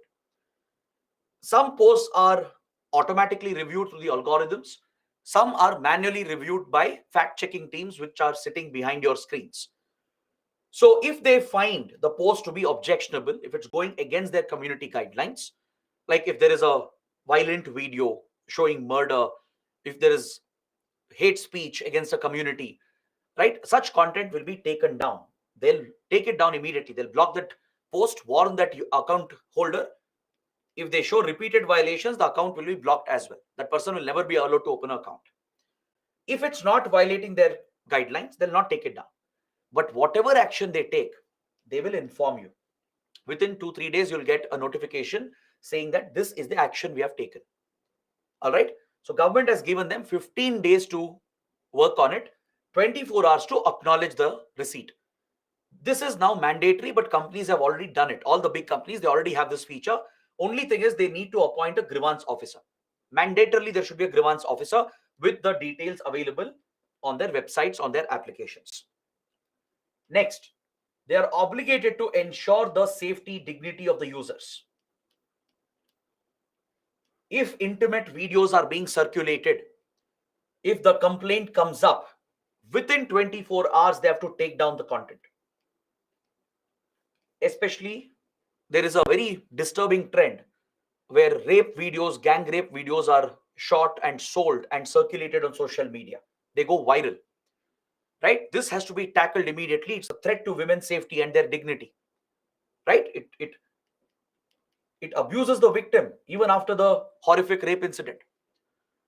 So this is where companies have to act very strictly. And the complaint can be raised not just by the victim who has been raped, but by any other individual on their behalf. Because women would be hesitant, the victims of such violence they would be naturally hesitant to raise the complaint. So family members or any concerned person can raise the issue. Let's say you find any such objectionable videos, you can raise a complaint and within 24 hours they should take it down. All right. Another disturbing trend is revenge porn, where couple have broken up and because of the grudge they have against the other partner, they release the sexually explicit videos to humiliate them or later to blackmail them and threaten them. So any such videos which affects the dignity of women especially, right, or any victim in general, even if it's men, right, who's the victim here, such content has to be taken down within 24 hours to protect the dignity of the user. The other diligence factors will apply for only significant social media intermediaries. Now, whatever we discussed till now, they apply for all social media companies, be it small, be it the significant ones. But going forward, all the points I'll mention, they'll apply only for the large companies, only for significant social media companies. They need to appoint a chief compliance officer who will be resident Indian, meaning they should be in India, in an Indian office, not sitting abroad. They should have an office in India, registered office. The details should be made available. If the government wants to contact, we should know whom to contact, where the office is, who's the person. The details should be very clear. There should be a resident grievance officer, as we discussed, and the compliance officer will publish reports, monthly reports, and submit this to the government, showing how they are complying with the IT rules. The chief compliance officer should be a resident Indian who will be the nodal contact person for the government. A resident grievance officer to look into all the grievances users are raising. These two posts have to be created. These two officials have to be appointed by the company. They should both be in India, in an Indian office. Their details should be known to the government and to the public. The compliance officer will file compliance reports showing how the company is complying with IT rules. How did they act against complaints? Which posts did they take down? What was the time taken to acknowledge the request? How quickly they solved these grievances? All that reports have to be submitted to the government to show that the companies are following the rules. Grievance officer, as you know, will look into grievances, right? And accordingly, what action has been taken should be communicated. The other important feature that will apply for the big, significant social media companies is to help trace the originator if there is a threat to law and order, if there is a security threat to the sovereignty, integrity of the nation, to security of India, or friendly ties with foreign governments, or to public order. So basically, if there is any hate speech, if there is direct incitement to violence, any content related to terrorism, radicalism, fundamentalism, any such criminal activity, right, will be flagged by the authorities. When authorities reach out to them, be it intelligence agencies, police, or any law enforcement, if they reach out to them through legal routes, they have to help them trace the first originator, right? If they don't have a feature, they have to create that feature. See, right now, most companies, they say that we have end-to-end encryption. This is true. They are giving you utmost secrecy by providing end-to-end encryption, meaning from your device to the recipient's device, the whole communication channel is encrypted with very high level of encryption. It's almost impossible to break it. Even with supercomputers, it becomes impossible to break it. The company itself can't see that. The developer of the algorithm, they themselves can't see what you're communicating. Like WhatsApp, it has end-to-end encryption. Telegram has end-to-end encryption. The owners of Telegram or WhatsApp, they themselves cannot see what you're communicating. It's impossible. That is how it is designed, right? Even if they want to crack the encryption, if they have to de-encrypt this, it's going to take hundreds of years. No one will even live by them. Even if you use our most advanced supercomputers, it will take many years to crack it. So intelligence agencies like NTRO, right, IB and RAW, they do have tools to break encryption. But again, not this high level of encryption. They will face challenges even with such applications. Even though they can intercept most of the communication on the internet, they will face a challenge with end-to-end encrypted apps. This is where we want the companies to tone down the encryption. We want them to create some measure where they can find out the originator and give us the details as well regarding the message. So now the government is making it mandatory, which means they have to make changes in their product, make changes into the algorithm to figure out a way in which safely they can figure out who's the originator when it is really needed for law and order and for security of the nation. Next, of course, any unlawful information which is flagged by the government should be removed. Now, this is highly controversial. What if the government only flags posts by critics, opposition, journalists, and activists? This is part of our right to free speech. I might criticize the government, right? I might blame the government as well for some mistakes and problems. That's my fundamental right. It's your basic democratic right. Tomorrow, if the government says that this is unlawful, it's a threat to law and order, or gives excuses like that and orders the company to take it down, companies will be forced to take it down. They'll have no other option. Let's say there's a video on YouTube. All right. Government feels it is unlawful or a threat to the security of the state. Without questions asked, the company has to take it down. They'll have no redressal. Only thing they can do is approach the court later, right? But once they get the notice, they have to take it down, block the content. Maybe then they can go to the judiciary, which will again take its own sweet time. Essentially, government gets the power of censorship with this provision. That is why it is heavily criticized. there is fear that this could lead to censorship, where government might flag any content which is critical of the government and its leaders. Let's say you post something criticizing a government leader, or let's say there is a journalist writing articles exposing the government. That is their basic right. It's your democratic right to do that, right? So that is not any security threat. It's not any threat to the nation or to the state. This is a basic democratic right. But government can invoke these provisions and say that it's unlawful and ask them to take it down. So this could cripple free speech and expression. It's a threat to Article 19.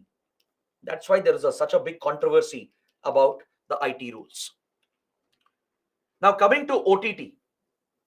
For OTT platforms, the government has minimal interference. Here the government is promoting self-regulation, self-classification and self-regulation.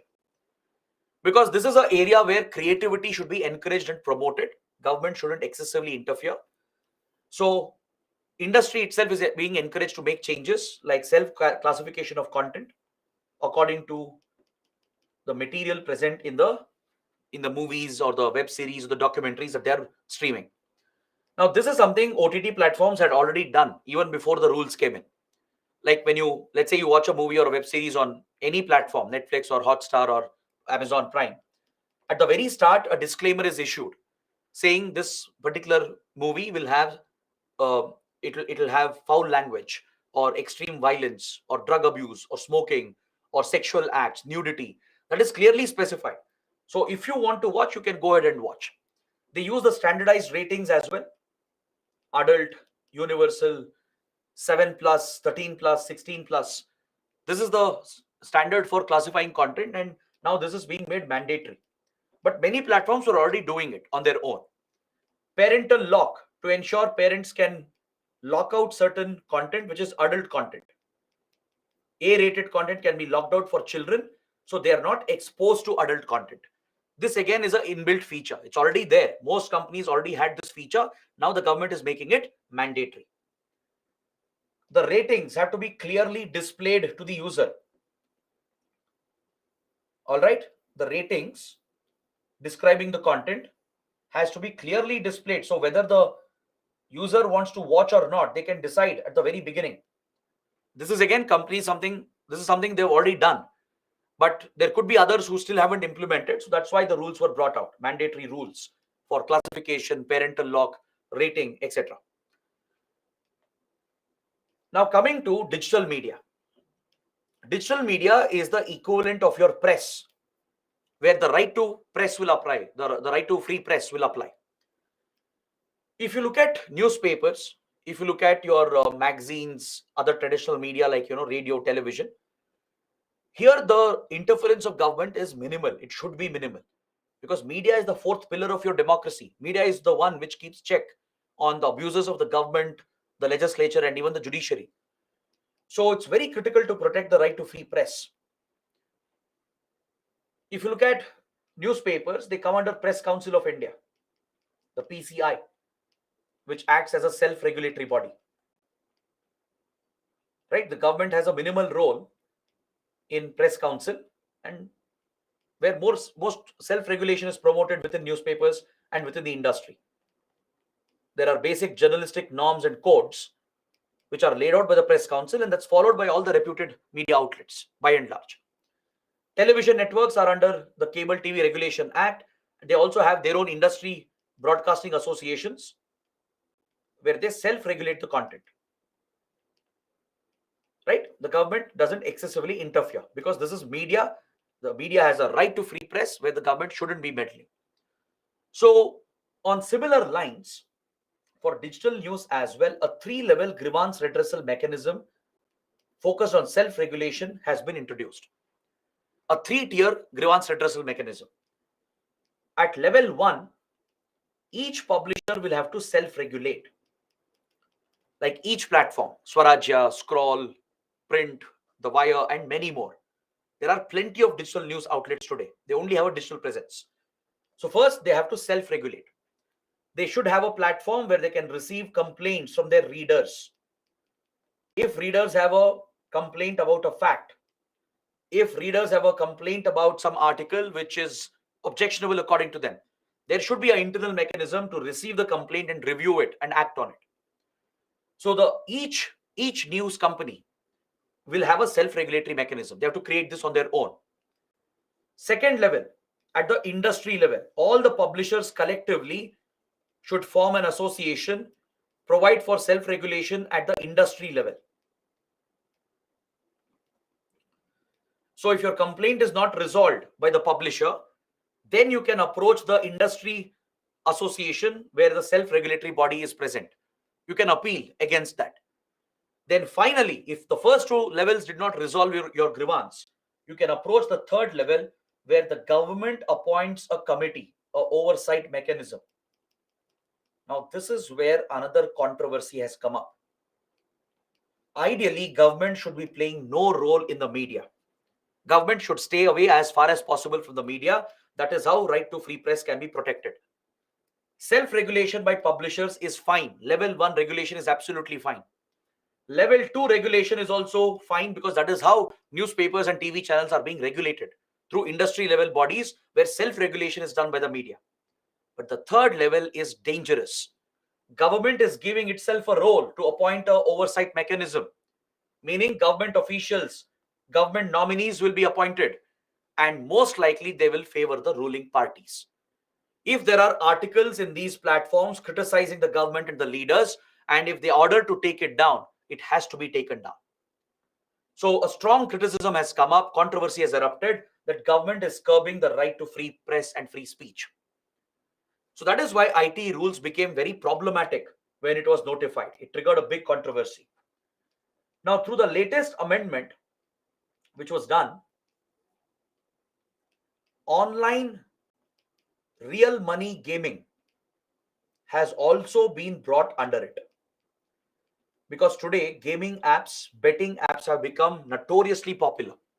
From young students to old age people, a lot of people are involved in betting apps where real money is bet, where games are played with real money. This is extremely dangerous. Not just because it is addictive, it could lead to economic loss. It could lead to fraudulent practices. It could encourage criminal activities. And more importantly, it can enable money laundering, which is tied with criminal activities and terror financing. So there is a real concern about online real money gaming, all the gaming apps and even the betting apps. So this is where some rules have been brought in to ensure that these threats, these issues are minimized. The government is again going for self-regulation. It doesn't want to restrict or limit the industry. It's asking the companies which develop these apps to self-regulate and form industry level self-regulatory bodies to determine what kind of apps should be allowed, what kind of apps should be banned. There are certain betting applications which are dangerous. It threatens your financial stability, right? Some of them could be extremely addictive, especially for children. They could be led on the wrong path. It could enable criminal activities going all the way till money laundering. So the company and the industry level bodies should take a call whether the app should be allowed or not. All right, so self-regulation is being promoted with grievance redressal. If people lose money, if they are duped, there should be grievance redressal where the grievances are addressed by the company and the industry level self-regulatory bodies. All right, so such basic rules have been imposed on online real money gaming apps as well. So this completes my discussion on role of media, social media, and all the related topics. All right, I hope you have understood everything. Now let's take a short break. Before I start the next chapter, let's take a 15 minutes break. It's almost 7:05. Let's come back.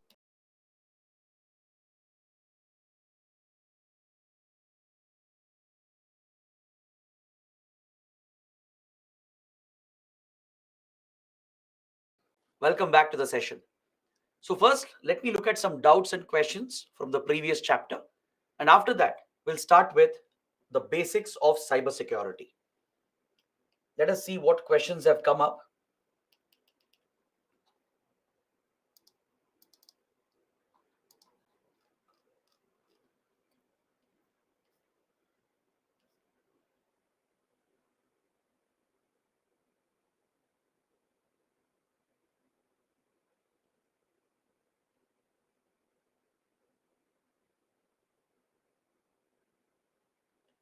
Just give me a minute. I'm taking a look at the questions and I'll pick them up one by one.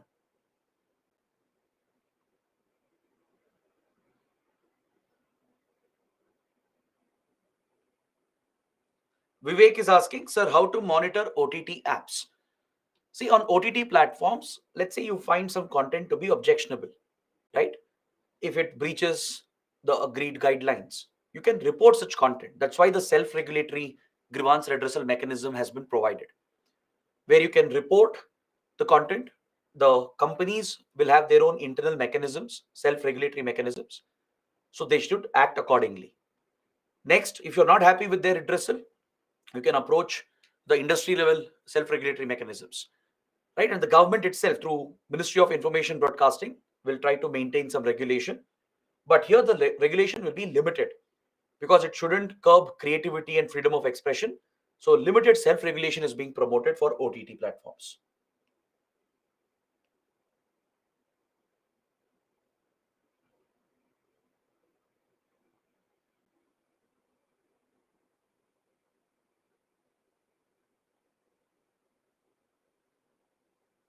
Devasmita, this is where, right?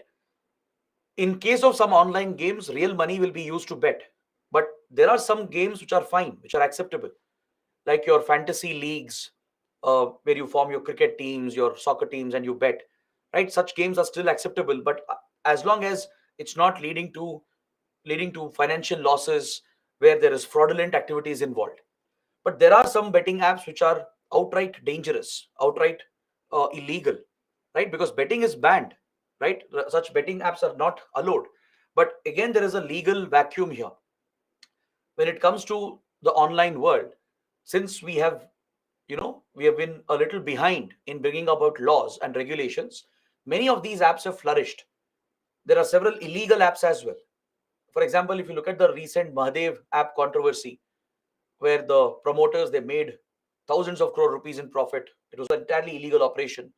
Now they have come under the scanner of Enforcement Directorate. So there are legal vacuums here which needs to be plugged. So government is also thinking of a separate law to deal with all forms of online betting. Right now, the IT rules provides some regulation at least for the online real money gaming sector. But going forward, the government might act more strictly regarding these betting applications.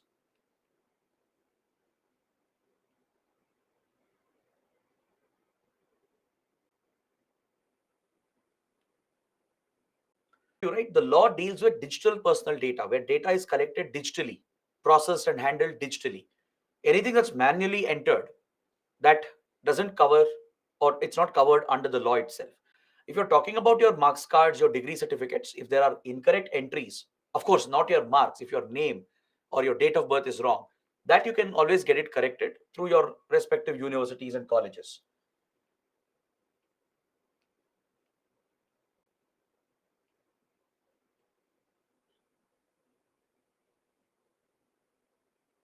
Femina is mentioning the recent NewsClick controversy by Chinese intelligence, running Chinese influence operations, where all the articles were designed to favor China and target India. But again, it will be a very difficult accusation to prove. The government has said that NewsClick journalists have received funds, funds from Chinese sponsors to carry out this propaganda against India. So they have been charged under terror laws, under UAPA, right? Many journalists have been arrested. But again, it's about whether the government can find evidence to link these activities. So prosecution will depend entirely on that. But yeah, the controversy, the NewsClick controversy is related to the same issue regarding how media can be misused by hostile actors to influence, to carry out propaganda.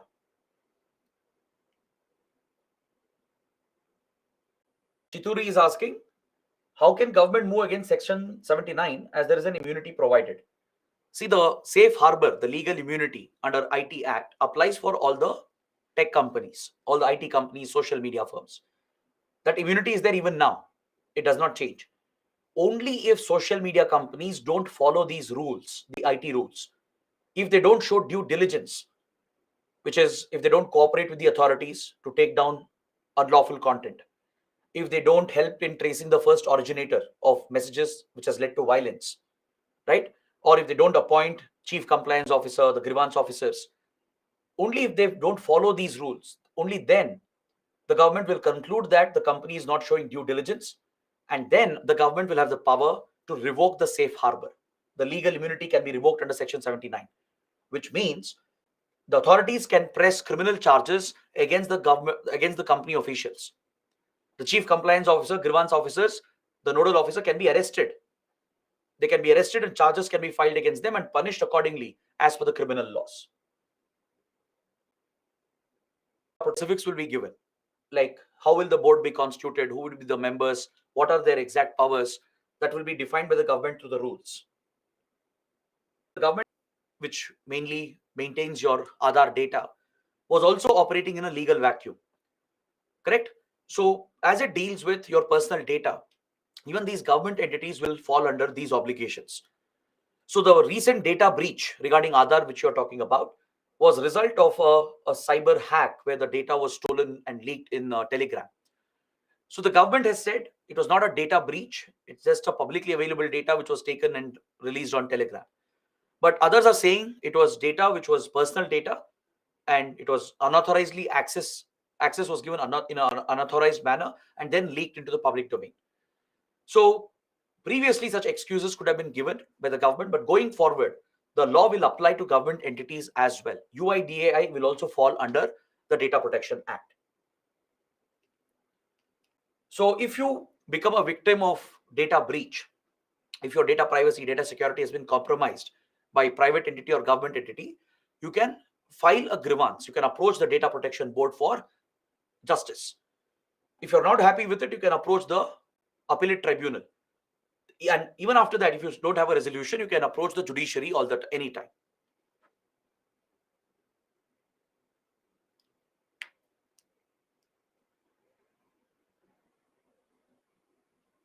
All right. So guys, these were some questions. Now let's move on and let's look at the next chapter. We'll be looking at the basics of cybersecurity. We have to understand why cybersecurity is important. What are the threats in the cyber domain, right? How are citizens affected by it? How can our country, our national security be affected by cyber threats? What are the different types of cyber threats that exist? Why is it so challenging to ensure cybersecurity? What institutions do we have?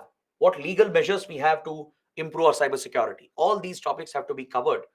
So let's start and cover as many topics as possible today till 8:30 p.m. And next week we have the remaining classes where we will wrap up all these chapters.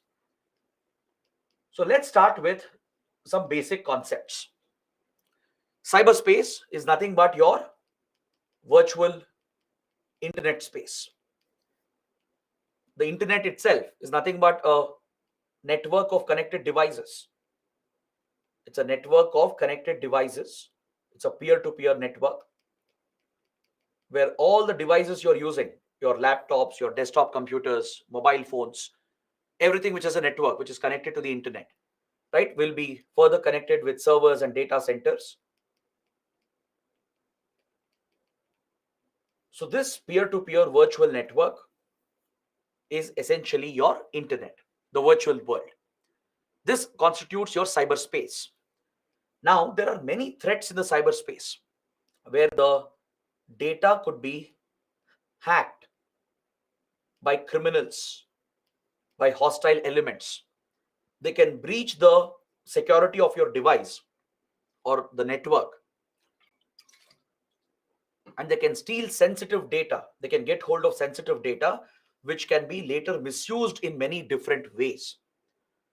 So these cyber threats that exist, such as cyber crimes, cyber espionage, cyber warfare, they pose a threat to your data privacy, your well-being, and as well as to the country's national security.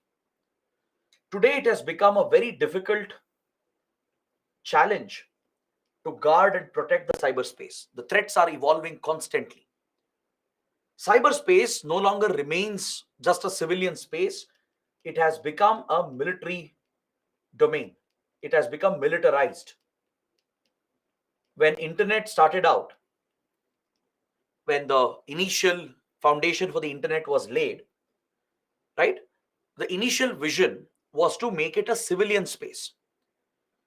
If you look at the history of the internet, there were two parallel projects that were running in the United States. One was a defense project of the US Department of Defense, where they were building an initial network called ARPANET. ARPANET was designed by the US DoD to provide for military communication, to allow the armed forces to communicate better, to allow the command headquarters to reach out to the troops on the ground and communicate and share information through virtual mediums.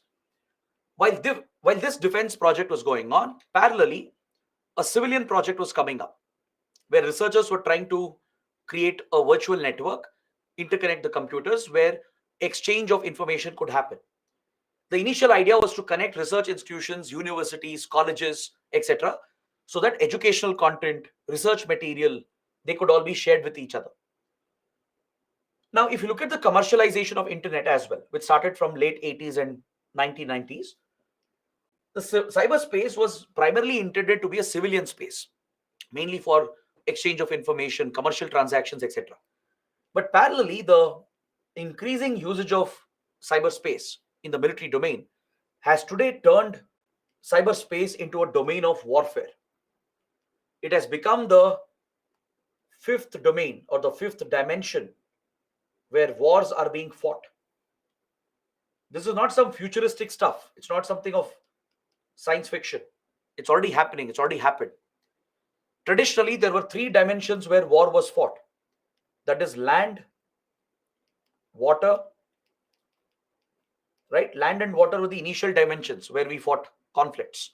Then came air with the evolution of aircrafts. So as technology advanced, we kept creating more dimensions of warfare. Traditionally, we humans have fought wars on land and water as well as naval technology developed, shipbuilding technology developed. Then with aviation came air-based combat. Then came outer space, your fourth dimension of warfare. Starting from the Cold War era, US and Soviet Union, they militarized outer space by developing military capabilities in space. Today, even India, China have military capabilities in outer space. Apart from having military satellites for surveillance and for communication, right? Today, you have weapons in outer space. You can potentially deploy missiles and nuclear weapons in outer space. You can use anti-satellite weapons to knock out enemy satellites in orbit. So very few countries have these capabilities like US, Russia, India, and China, leading to complete militarization of outer space. Now we have seen the fifth dimension coming up in the last 3 decades, which is your cyberspace. Countries realized in an interconnected world where almost every sector of the economy, where every key institution is connected to the internet, it is possible to launch these virtual attacks to collect sensitive data, to spy on other countries, to carry out espionage, and even to bring down those networks and cause physical harm in the real world. So cyber warfare today has become a very potent, dangerous weapon, which is being used actively in conflicts around the world. Look at Russia-Ukraine war, which is going on. It's not just a physical war. There is a cyber war involved as well, which has been going on for many years. From 2014 itself, Russia has been waging a cyber war campaign against Ukraine. Look at the Israel-Hamas conflict. There is a cyber element involved, right? In any major war or conflict that you see today, cyber war is an integral part of it. Even during India-China border tensions, cyber war was reported. Between India-Pakistan, right? There are cyber attacks which happen with a geopolitical dimension. So the moment governments realize the potential of the domain, it has been heavily militarized, and even criminals, organized criminals have come up today who are capable of carrying out sophisticated attacks on your systems and networks to steal sensitive information. So even though cyberspace has transformed the world, it has transformed the economy, it has transformed our day-to-day lives, right? None of us can imagine a day without the internet, correct? Every sector of the economy depends on the internet. So there are many benefits, many advantages. At the same time, there are many challenges, many threats as well. Cyber warfare is a reality. Cyber crimes have gone up exponentially, which threatens our financial and well-being and safety. Then cyber espionage has become a reality as well, which threatens our national security. So dealing with cybersecurity is no longer a choice. It is mandatory. If you have to protect your interest, your well-being at an individual level or at the government level, cybersecurity is must. If you want to remain safe from cyber criminals, from cyber attacks, at your individual personal level, you have to focus on cybersecurity. Ensure your networks, your phones, your computers are safe. Similarly, private companies, right? They need to protect their systems. They need to protect their trade secrets, their intellectual property from hackers and criminals. Governments have to focus on cybersecurity to protect their cyberspace, their critical infrastructure, to counter cyber wars and cyber espionage. So it's no longer a choice. In the last 25, 30 years, cybersecurity has become a mandatory requirement. But however, cybersecurity is very challenging. With regard to cybersecurity, there is nothing called as 100% security or foolproof security. It does not exist. There's nothing called foolproof security, or you can't ensure 100% security. It has become impossible because that is the very nature of cyberspace. So to know why it is very challenging and why you can't ensure 100% foolproof security, you should know the features of cyberspace. UPSC may ask a 10-mark mains question asking you to discuss why cybersecurity is very challenging, or why foolproof security can't be ensured in cyberspace, why cybersecurity is constantly evolving. Such basic questions can be asked. And to answer this, you should know the basic features of the cyberspace. The characteristic of the cyberspace is such that foolproof cybersecurity is a myth. It does not exist. Because, one, there is an absence of geographical boundaries and jurisdiction here. In the physical world, in the real world, you know where India starts, India ends. You know where other countries start and end because our boundaries are defined, jurisdictions are defined. So when your jurisdiction and your geographical boundaries are clear, you can enforce the laws, enforce the authority of the government. But in cyberspace, this does not exist. It's a virtual space, right? There are no clear-cut boundaries. There are no clear-cut jurisdictions. It's largely a global cyberspace that exists. Even though you can point out the internet node points, you can't really define that this is exclusively Indian cyberspace, that this is exclusively American cyberspace. You can't do that. Those geographical barriers don't exist here. In case of a cyber attack, it is very difficult to attribute the attack and locate where the attack originated from. Because on the internet, you can become completely anonymous. You can hide your identity. You can mask your actual location from where you're operating. You can mask the IP address of your system, thereby guaranteeing complete anonymity to the attacker. All right, a cyber criminal, or let's say a group sponsored by a government waging cyber war or conducting cyber espionage, they can completely hide their location. They can use proxy servers. You might have heard of VPNs, virtual private networks, and proxy servers, to bounce their locations from different locations around the world. Initially, the attack might appear to be coming from Pakistan. But if you Look further, you will see that it's only a proxy, right? You will see that the attack bounces off to Brazil or Spain, then China, Russia. So they can bounce locations across the world through multiple locations, through VPNs and proxy servers, and mask their location and IP address completely. Identities can be easily concealed, right? You can become anonymous on the internet. So this makes attribution very difficult. If you don't know who the attacker is or where the attack is coming from, right? And if you don't know the jurisdictions and the boundaries, how will you deter the attacker? How will you retaliate? These are traditional security concepts in the security world, right? Traditionally, one way of securing your region is by building deterrence against the threat, right? You build those capabilities, attack capabilities, offensive capabilities, to show that the other side, that you can retaliate and carry out massive attacks. That will act as a deterrent. It will prevent the attacker from launching the first strike. So deterrence and retaliation is a basic security concept through which you can protect your security. You can threaten the attacker. You can ensure the attacker doesn't launch the first attack because there is always a fear of retaliation. Deterrence and retaliation will work only when you know the location and the attacker. If you know who's the attacker, who's sponsoring it, who's carrying it out, from which location, only then you can deter them and retaliate against them. In cyberspace, none of this is possible. Due to anonymity, lack of jurisdiction, and the complete masking of location and IP address, it is almost impossible to find out who carried out the attack, where it came from. So your regular concepts of security will not work here. What concepts you apply in the physical world, like deterrence, retaliation, that will not work or apply here in the cyber domain. So you need different methods to ensure your cyber security.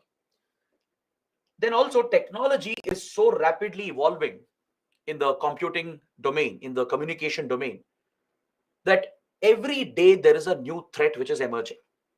Now, today you might get the best cybersecurity possible for your network and your systems. By tomorrow, it can become outdated with a new cyber weapon. The technology is rapidly, constantly evolving here. So you can't assume that you are safe. Just because you made some investments today, made yourself secure today, that is no guarantee that you're safe tomorrow. So you have to keep evolving with the trend. As new threats emerge, you have to keep adapting to the situation and keep improving your cybersecurity, because it is a very dynamic world. Is that clear? The cyber criminals are finding new ways to hack into systems. New cyber warfare weapons are being developed, right? New vulnerabilities are being exposed in the hardware, the software, and in the networks.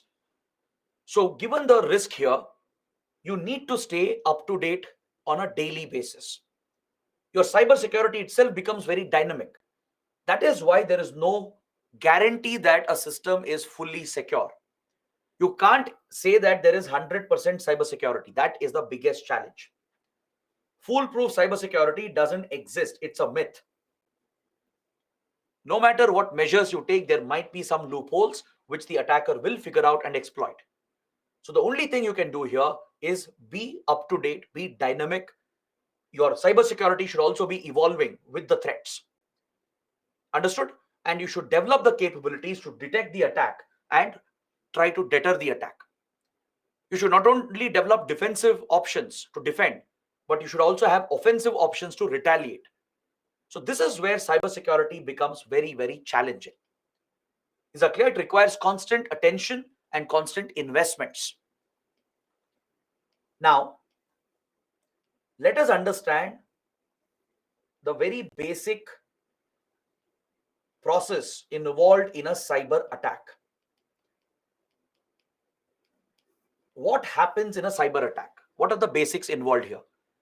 Right? What happens in a cyber attack and what methods are used by the attacker to gain this access into your system and your devices? Because there could be a prelims question as well. Based on some of these basic concepts, prelims or even a small mains question can be asked, a 10-mark main question. So let's understand how attackers gain access into your devices. What are the basic processes involved here? What are the different types of cyber attacks that we have seen? All right, so that's something we'll be studying. It will get a little technical, but I'll keep it as simple and basic as possible. UPSC does not expect you to become a cyber security expert, right? So, especially non-science, non-engineering students, don't worry. This is not just for engineers, it's not just for software and IT engineers. Trust me, many of them also have very limited knowledge about cybersecurity unless they are really professionals and experts in it. So UPSC is not expecting you to become a professional or an expert. You just need a basic understanding. So we don't have to get too technical, but of course, some technical words will be used to explain what is a cyber attack, to understand what are the different types of malwares and different methods of attacks which are existing today. So let's start with the basics. How does an attacker gain access? What do they do to gain access into your devices, into your networks? Let's look at this. In a cyber attack, the attacker is looking at the hardware that you're using, the software which is running on your device, which is your operating system, and also all the applications, which are also softwares essentially, all the applications that you're running on your device, and the network to which you're connected. It could be a Wi-Fi network, it could be your mobile service provider providing you internet service as well, right? It could be your mobile data basically, or you could be connected to a LAN network in an office space or in an educational institution, in a government office, etc. So this essentially constitutes your computer network, right? Your computer network includes your hardware, maybe your mobile phone, your smartphones, your laptops, your tablets, right? And your desktop computers, everything, all the electronic devices that you use.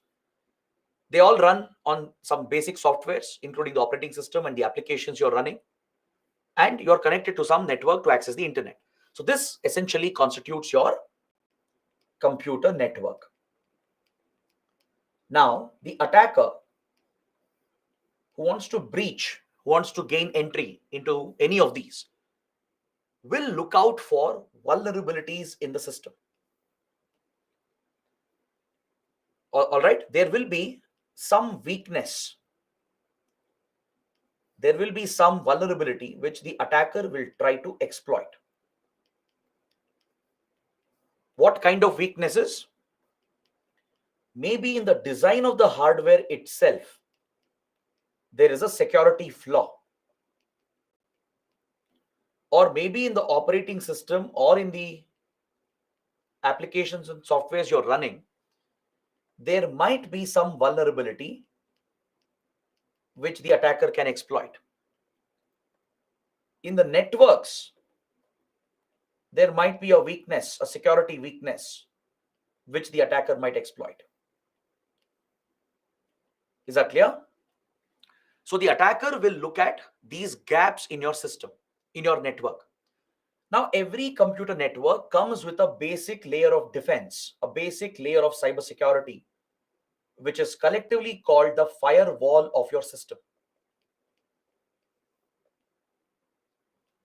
Now, your operating system, for example, be it Microsoft Windows or Apple Mac OS, or Google Android, or even the open source platforms like Linux-based platforms, all these operating systems, they have an inbuilt security feature, right? The developers, they would have built in a basic cybersecurity protection for your softwares, for your operating system. Similarly, every application that you're using, those who develop the app, they will ensure a basic layer of security for your applications. The hardware also, in the design of the hardware, there are basic security measures that go into it. In the network, again, right?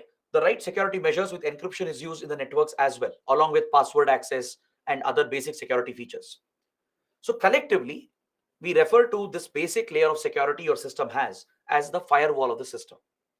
All right. Generally, firewall refers to only to the operating system and the softwares, but you can say generally the basic defense your system has, right? We call that the firewall of the system. Now, in this firewall, there could be these flaws which I was mentioning.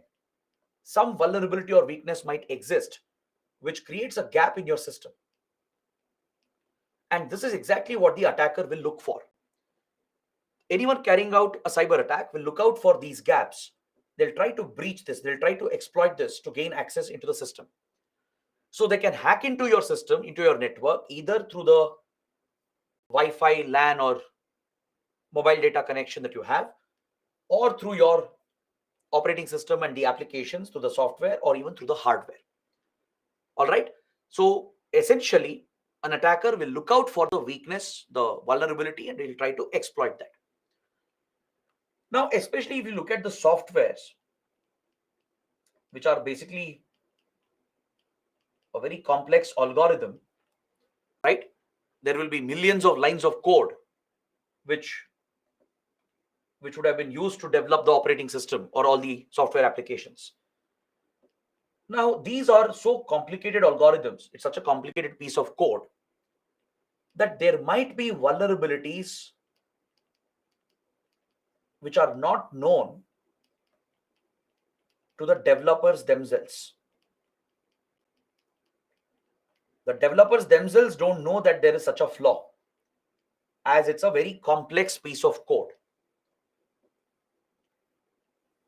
as it involves millions and millions of lines of code, right? Despite all the security checks, quality checks, and security measures, there will be gaps, weaknesses that exist in the code itself. Developers themselves will not know such a vulnerability exists. So there is a name for such a vulnerability.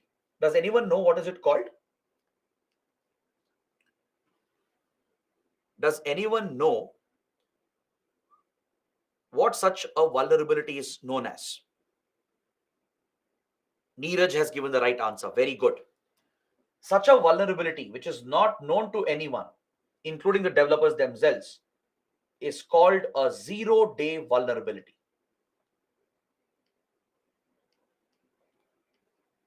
Please write this down.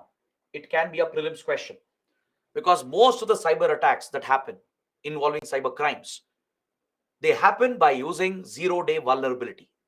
They exploit the zero-day vulnerability. That's why such attacks are called zero-day exploits. So UPSC might ask you in prelims, what is zero-day exploit? What does it refer to?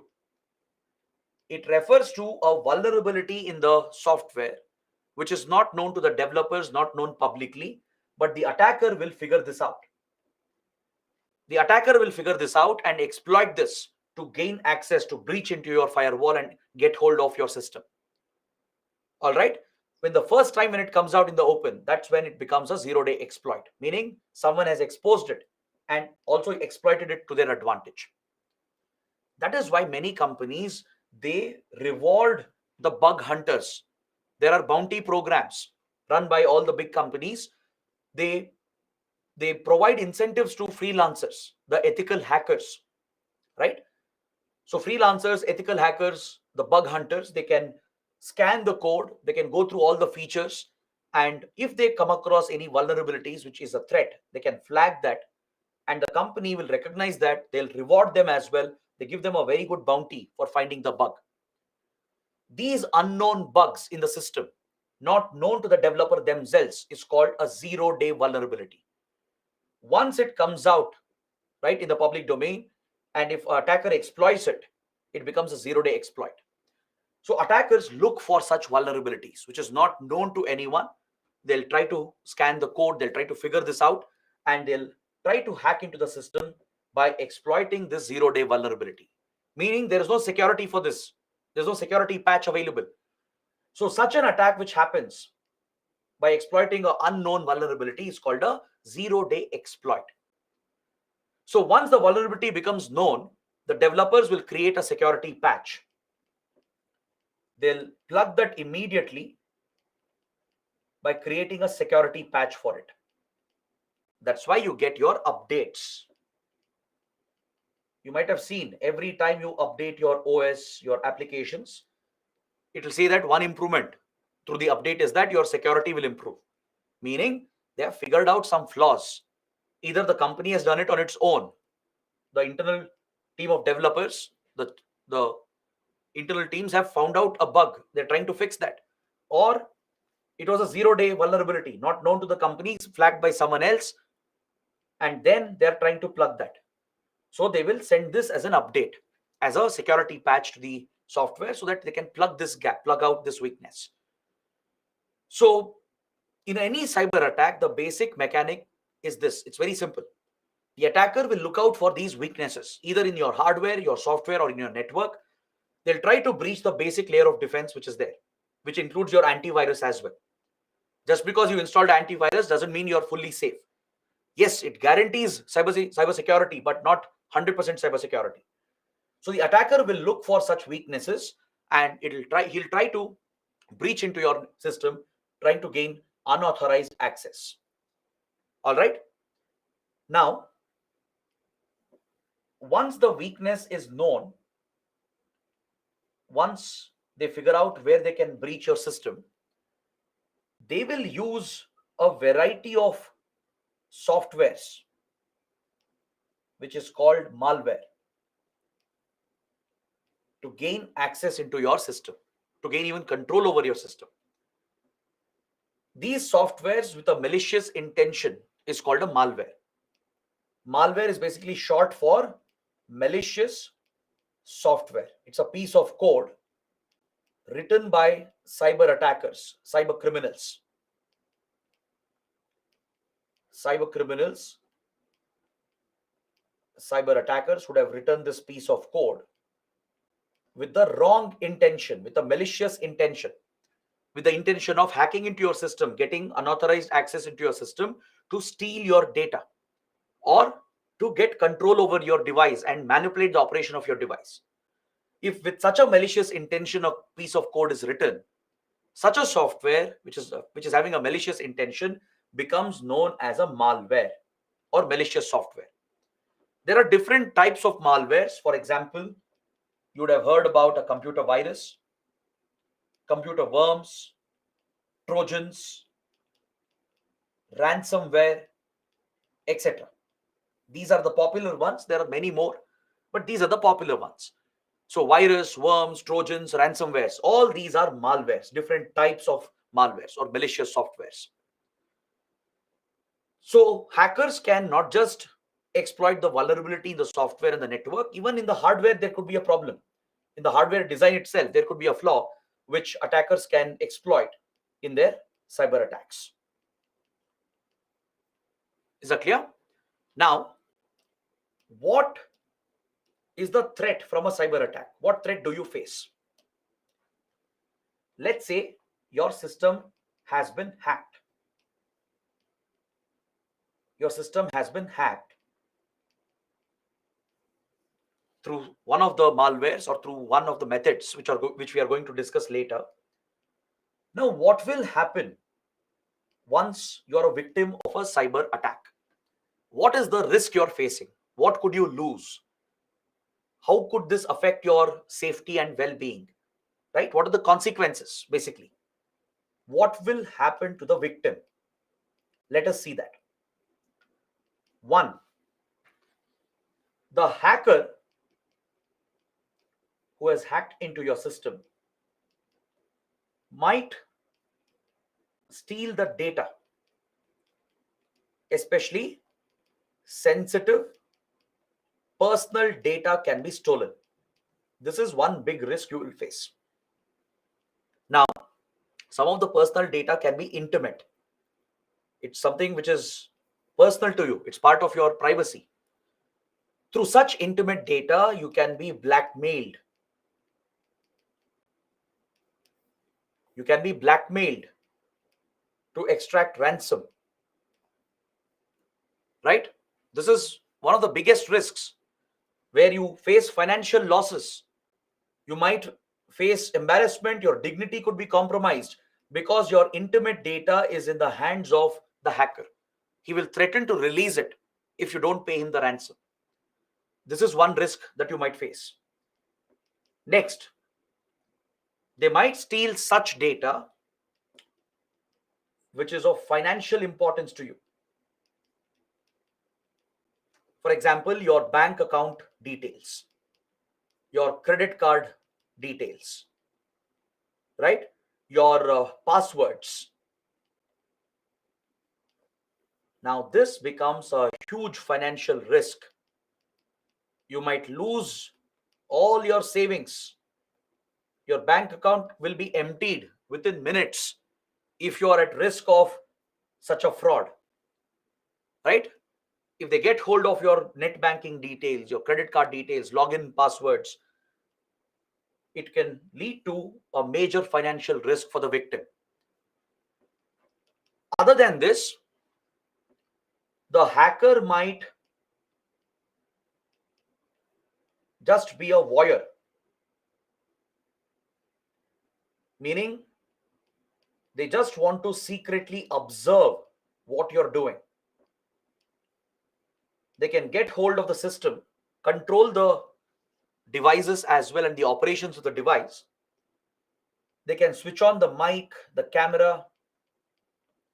They can monitor your keystrokes, what you're typing, monitor your online activity, right? Which is basically nothing but espionage or spying. We say espionage only when it involves government actors, but in general, this is voyeurism, the act of secretly observing, the act of collecting information on you secretly, monitoring your activities, right? This becomes the other threat, a major threat to your personal privacy.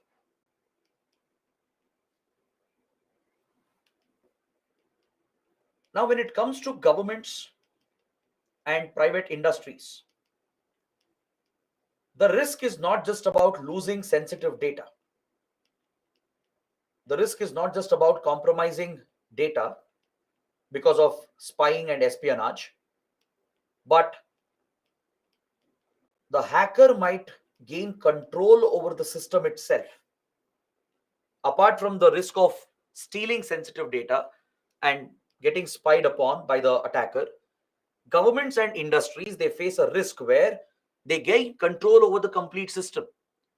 Now, today, you know that all major operations are controlled by computers, from dam operations to power plant operations to nuclear plant operations. Everything is controlled by computers, right? So, if the attacker gains control over such critical systems, they can actually cause a real world physical disaster. They can manipulate the operation of the system, they can manipulate operations, they can gain complete control over the operations of the system and the network, manipulate the operations in such a way that it could lead to physical destruction, causing physical incidents. Like a power plant can be fully brought down, causing a accident as well, right? In a thermal power plant, boilers could be made to explode. In a nuclear plant, you can cause a nuclear accident. A nuclear disaster can be triggered through a cyber attack. You can breach dams, causing floods, or you can even lead to the destruction of the dam itself with carefully planned operations. You can destroy an entire industrial facility. You can bring down the power grids, creating a blackout. You can bring down the banking financial system, halt the stock markets. So the possibilities are endless. You can cause a train accident. You can cause an air crash. That is the tremendous potential that exists in the cyber domain, especially when government and private entities are involved, right? If government entities are targeted, or if private industry is being targeted, and if the attacker gains complete control over the system itself, they can manipulate the operations in such a way that they can destroy the operations, that can destroy the physical infrastructure itself. So this becomes the biggest threat, apart from the personal threat at an individual level, where you are being blackmailed, held for ransom, where your money is being stolen, right? Apart from this, apart from compromising on your privacy and your personal details, at the government level, at the level of the industry, there is a much bigger risk. It's not just about losing data, losing money, paying ransoms, right? Or where classified information is stolen, where government, private companies are also held for ransom. It's not just about that. Apart from these basic risks, there is a risk where infrastructure can be destroyed. Physically, in the real world, destruction can happen because of a virtual attack. That is the power of cyber war. Countries can be brought down to their knees without even firing a single bullet today. Without going to physical war, a country can be crippled even before the war begins. That is the potential of cyber warfare. So, as a result, cybersecurity becomes extremely critical, right? This is something that you can't ignore or you can't, choose. You have to focus on this. Governments, private entities, and each individual, anyone accessing the internet, they have to be mindful of cybersecurity. They have to be mindful of the consequences. Is that clear? So now, based on this, let us study the different types of malwares and attacks which are used. Let us talk about DDoS attacks, which are frequently in news. Let's understand different malwares. What's a virus? What's a worm, a Trojan, ransomware? Let's see the different methods which are used to trick, deceive, and commit frauds. These are some basics, right? I'll not get too technical. I'll keep it very simple. I'll use very common, simple words so that everyone can understand, and that's how questions will be asked as well. All right. So let's take a look at that.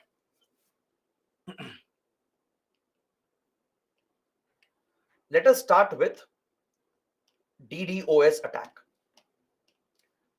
What is DDoS? Anyone? Can anyone give the full form? What does DDoS stand for?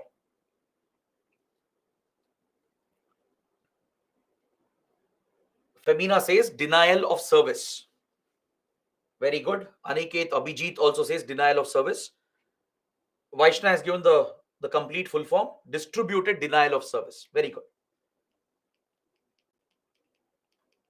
DDoS is distributed denial of service.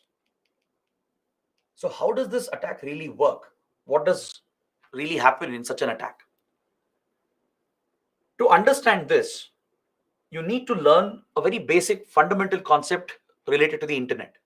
Regarding how the internet functions, there is one fundamental concept on which the internet is built. It's called the client server model.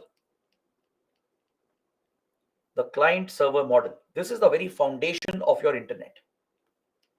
All right. Again, as I told you, I'll keep it very simple. I don't want this to become too technical. The client server model is the very foundation of your internet. This is how you're all interacting with the internet. This class which is happening, right, virtually, online, it's based on the client server model.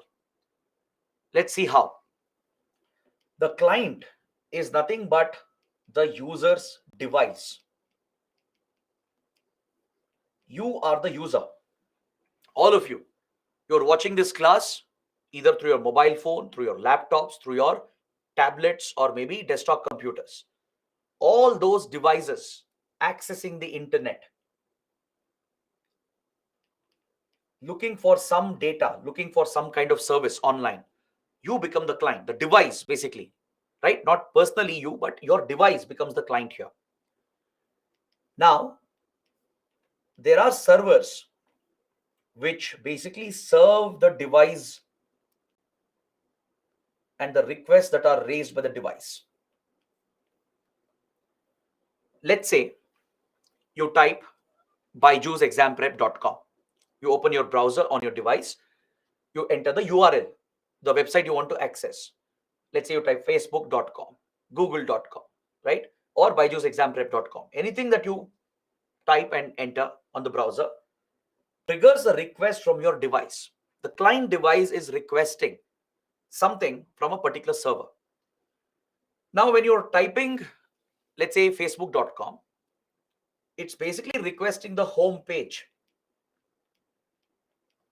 right? The home page is something that you're requesting, your client device is requesting, where you have the username login access, username password is entered for logging in. This is what your device is requesting. The moment the server receives this request, right, Facebook's server will deliver the home page onto your device. All right, this is the very basic model of how the internet functions. Your client device generated a request asking for the home page of Facebook. Once you enter the correct URL, it reaches the right address, the server's address. The server understands what your device is asking, what request is being raised.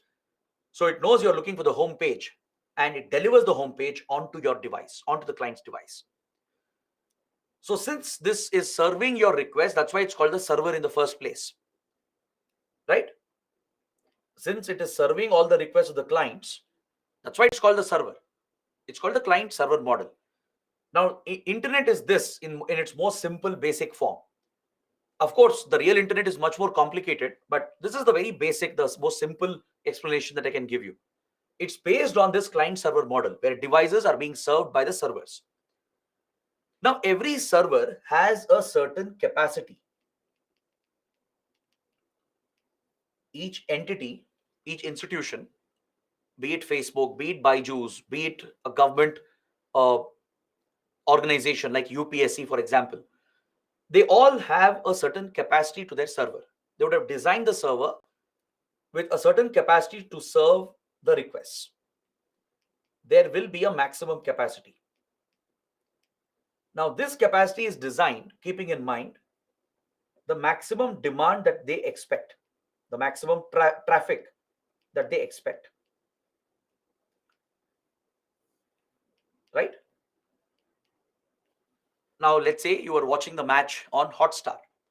So Disney Hotstar knows what traffic to expect.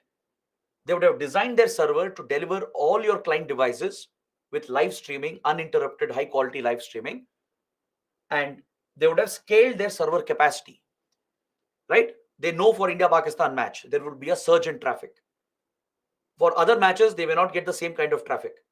So keeping these changes in traffic, changes in demand, they would have appropriately designed their server capacity as well to ensure that everyone gets uninterrupted access. Let's say only 1 crore people are watching.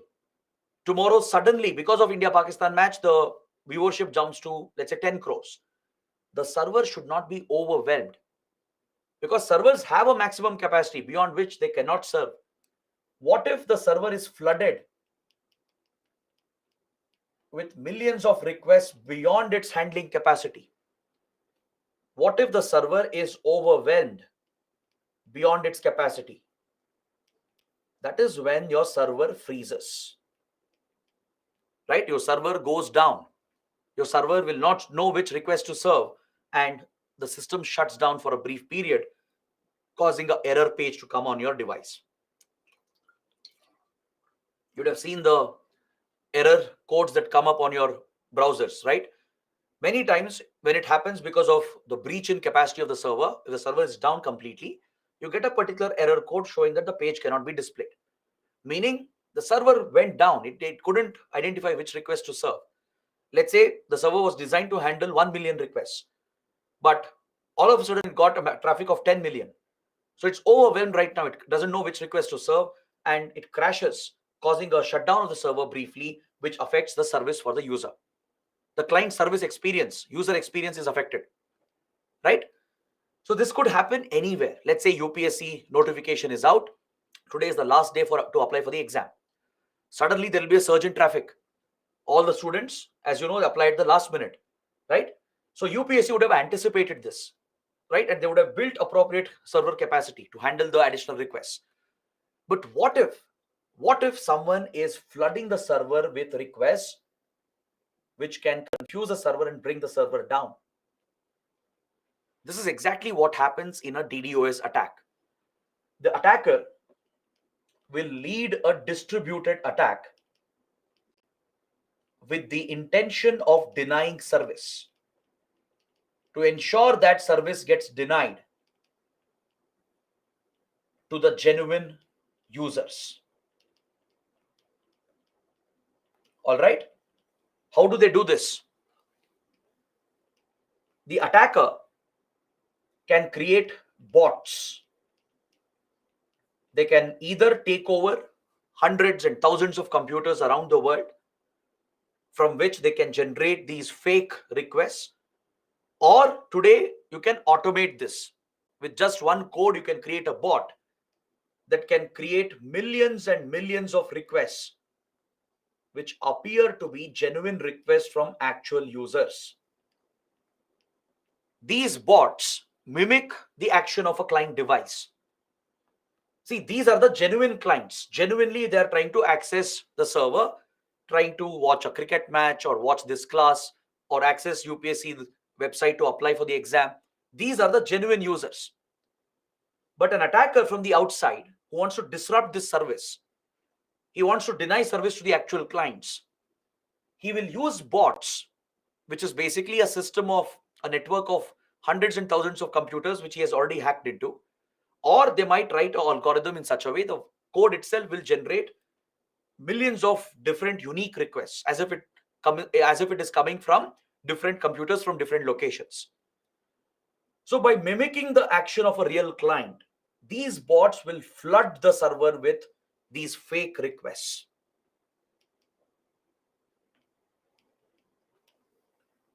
Now, before mounting this distributed attack, which is coming from multiple locations, the attacker would have studied the server's capacity. They would have tested the server's capacity. They will know that, okay, this server can handle, let's say, 10 million requests simultaneously. But the distributed attack will generate 100 million requests, 50 million requests, right? The developers also know, the owners of the server will know that such surges can happen. They would have accounted for these traffic surges. They would have created a buffer as well. Even though, let's say, they expect only 5 million requests, just as an additional buffer for safety, they would have built a capacity for 10 million or 20 million. But if it goes beyond this significantly, right?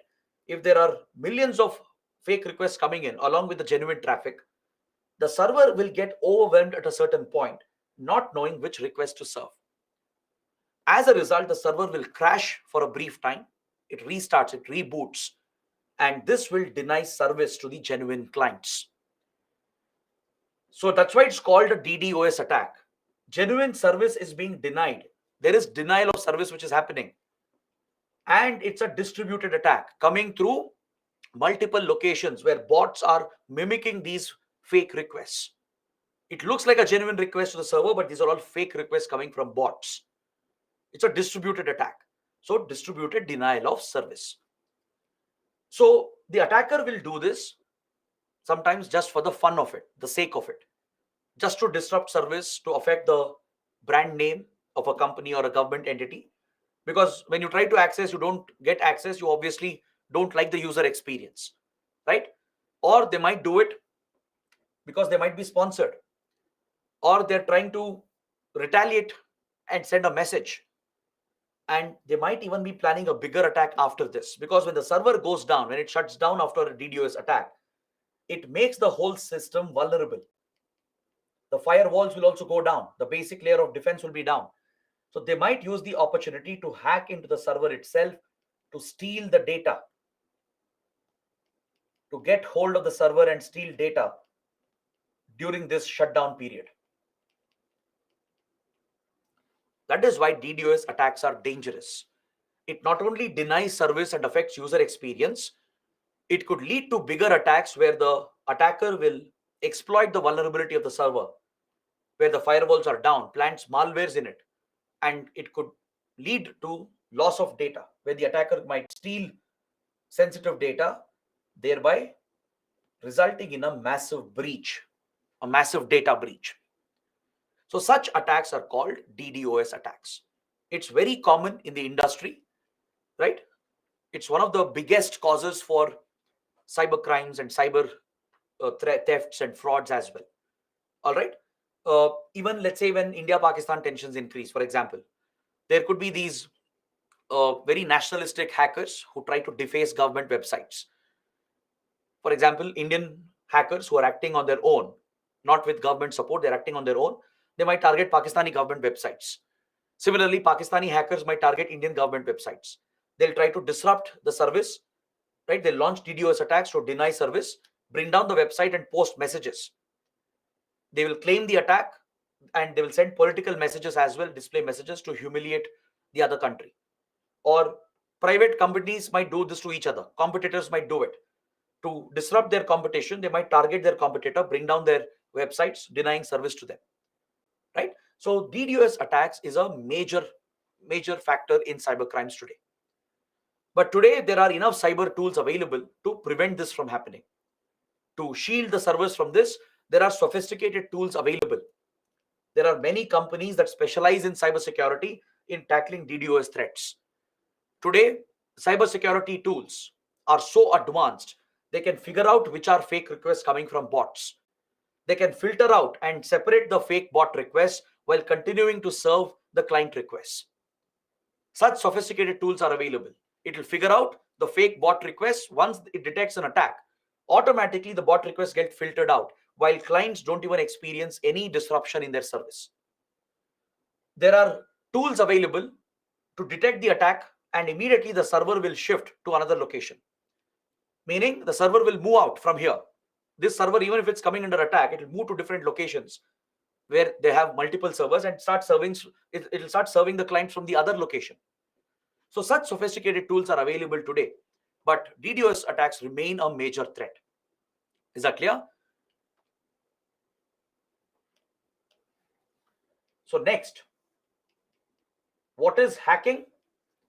Hacking is the way through which your cyber defenses are breached and the attacker is gaining entry into your system.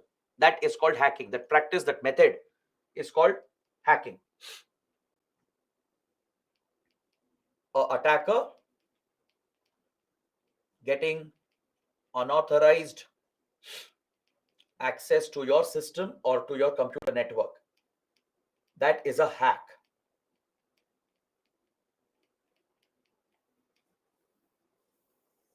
So with regard to these attacks, these hacking attempts, there are many techniques that are used, many fraudulent methods that are used to trick and deceive. One of them is called phishing. Phishing is a fraudulent practice which is used by cyber attackers and criminals to deceive their target. All right. So UPSC might ask you in prelims or mains, what is phishing? Can you describe this? Right? What threat does it pose? It draws from the word fishing, from the act of catching a fish. How do you catch a fish? You use a bait. You use a bait to lure the fish to think that it's food. But the moment it latches onto the bait, it gets caught in the hook, and then you fish out the catch. Basically, the fish is deceived. It is duped. It is tricked through a fraudulent method. Right? The act of catching fish is a fraudulent method actually. You're using a bait, a piece of food, or a worm, which is attached to a hook. The moment the fish catches onto it, it gets caught in the hook and you pull the catch. So something similar happens in phishing, phishing. The cyber criminals, they use such fraudulent methods and tricks and hacks to deceive their target, to convince the target to do some action, to carry out some action through which they'll get trapped. Just like the fish gets trapped in the fish hook through a bait.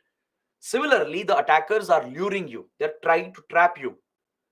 And they induce the targets to commit some action.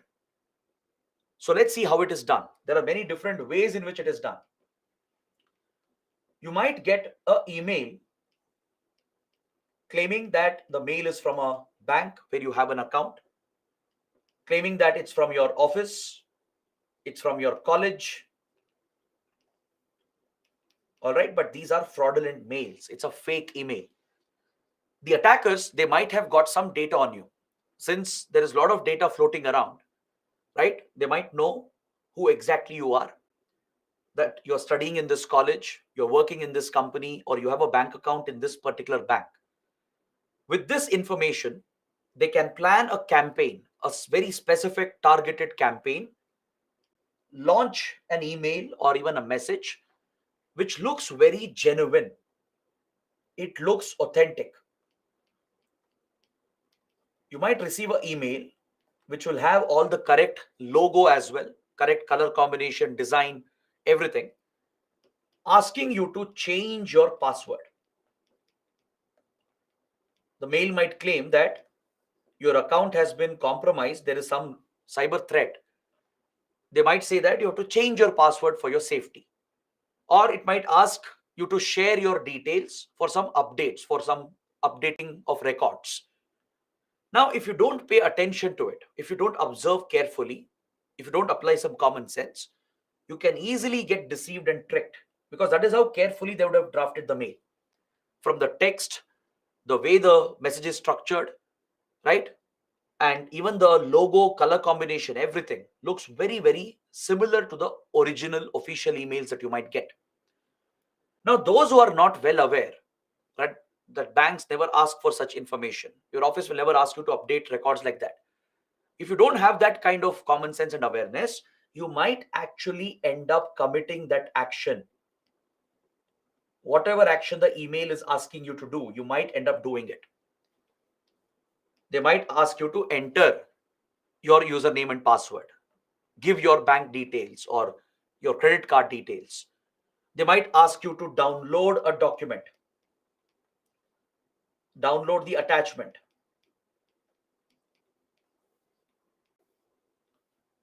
Is that clear? The moment you commit any of these actions, you are already a victim of a cyber attack. The moment you do what they're asking you to do, they might ask you to click on a link which they have shared in the email. They might ask you to enter these details, which is your personal banking details. They might ask you to download the attachment. The moment you commit the action, you are caught. You are a victim. They can now plant the malware, hack into the system, and do anything that's possible after that. Everything becomes possible after that. So you are tricked, you are deceived. This is nothing but social engineering again. Your behavior, your choice was manipulated without your knowledge through a well-constructed trick. Many people have fallen prey to this. Not just people who are not aware, even well-educated people, right? Even people who have awareness of cyber attacks have fallen prey to this. Sometimes it is foolish on the part of the victims. There are cases where, I mean, you laugh if I tell you the incidents. There are cases where many Americans, they got duped of millions of dollars of rupees in the early days of the internet, in 1990s and early 2000, when internet was still new. The Americans, they would get mails, claiming that they are a Nigerian prince and they're inviting them to Nigeria. They're giving them a lucrative job, right? And or they would get a mail saying they won a lottery, $10 million. You just have to enter your bank detail, we'll transfer the amount to you. Such fraudulent mails, and people would believe that they would actually get excited that they have won this lottery, or they're getting this great job opportunity, and they would commit the action which was being asked by that email. Now, the moment you do anything which is being asked, clicking on the link, downloading the attachment, or sharing your details, right, that itself will expose you, and you're already a victim. The attachment might contain a malware. The attachment might contain a virus or a worm or a Trojan. The moment you download that, your system is infected. The malware will start acting, it will start carrying out its actions, and whatever the attacker wants to do, steal data, just watch and observe, right, or threaten for ransom, or control the system, anything can be done by designing appropriate malwares. Such fraudulent tricks, which engineers your choice, your behavior, your preference, such attacks are called phishing attacks. All right, this itself is not the weapon or the malware. It's just a method. It's a trick. It's a fraudulent method of gaining access into your system, of convincing you to commit some action which will compromise your cyber safety. I'm sure many of you would have experienced this. Of late, the threat has grown exponentially. I'm sure you get a lot of WhatsApp calls, messages saying that there is this great job opportunity, there's an investment opportunity, right? Or there could be honey trap methods which are used as well, where communication might come to you either on your Instagram or Facebook or WhatsApp, right, where the other person would be of the opposite gender. They would have a picture as well. They'll share images as well to convince that they're a real person. and they might open up for intimate conversations, right? Essentially, committing intimate sexual acts, which leads them to record your acts in intimate positions and then threaten and blackmail. This is also a type of phishing where you're being, where you're being tricked, and then you're essentially being duped. There are people who have lost lakhs of rupees by convincing that they have an investment opportunity, right? They get these communications either through SMS or any communication platform or through emails. And once they commit what the attacker is planning to do, once they commit that action, immediately you become a victim of these cyber crimes and frauds and attacks, right? So this technique is called phishing. In India, it has become one of the most serious threats today, especially with UPI payments. Many people have been duped and tricked. They get these calls or messages saying we're sending money to you. They'll share the QR code, but actually you are sending money to them. You're not receiving money from them. If you apply common sense, you'll realize that. But sometimes when you're not aware and when you don't apply common sense, you might become tricked, or you might become trapped in these phishing operations. In India, there are many such cartels which operate. These are organized networks which run this. It's not done by one individual. It's by organized groups that these kind of phishing attacks are mounted. Right? If you might have seen Jamtara, the Netflix series, which is a very, very real depiction of what actually happens. A bunch of people with the right skills, to convince, can pull off massive frauds amounting to hundreds of crore rupees. So this has become a nightmare. Many people, especially old people, they have lost their entire life savings. Companies have been duped, right? Many people have been trapped in these fraudulent schemes and fraudulent attacks. Either they compromise their identity, their data, lose their banking details and lose money, right? Or the whole system gets compromised, leading to long term surveillance and long term impact on their personal safety and well being. So, this is the biggest risk with the phishing attacks, which are used to trick and deceive the target. So, this is where I would like to stop for today. We have covered a number of important topics. So, let's resume the discussion in the next class on Monday. We have a few more topics to go. We'll discuss other malwares, and we'll talk more about cyber wars, cyber espionage as well. And then we'll discuss what India is doing to step up cybersecurity.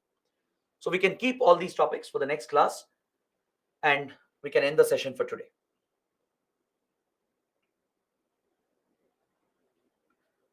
Let me look at the questions if there are any doubts pending.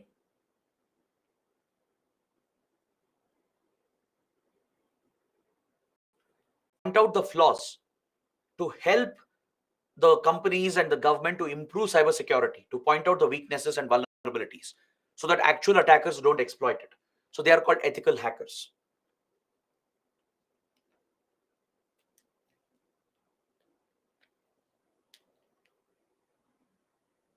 Divya is asking, what can be a balanced approach against the criticism for over exemptions given to government and intelligence agencies in the Personal Data Protection Act? See, what you can do is, let's say question comes on Digital Personal Data Protection Act. First, discuss the provisions, right? Highlight all the good provisions, and then point out that these concerns are present. That critics have pointed out that the exemptions given to government agencies has led to fears of targeted and mass surveillance. Point out all the drawbacks that we discussed. So that would not be your personal opinion. You can always say that this is what critics are pointing out regarding this act. You can mention that despite all the good provisions, there are some concerns regarding the shortcomings of the law, where government itself is giving exemptions on all these security grounds, which might potentially lead to violation of fundamental rights. So it's about striking that balance. Maybe give a suggestion as well, give a solution at the end on how the government could have struck a better balance. Maybe with regard to surveillance, there can be a better accountability mechanism, where if there is misuse, if intelligence agencies are misusing the surveillance powers, there should be better accountability, right? So there should be more mechanisms internally in the government to keep a check on these powers, because surveillance is necessary, it is needed. Surveillance is definitely needed to tackle the security threats, but it should be limited powers. There should be a clear system of checks and balances, and that is something the government should clarify. So such suggestions can be given to make it constructive criticism.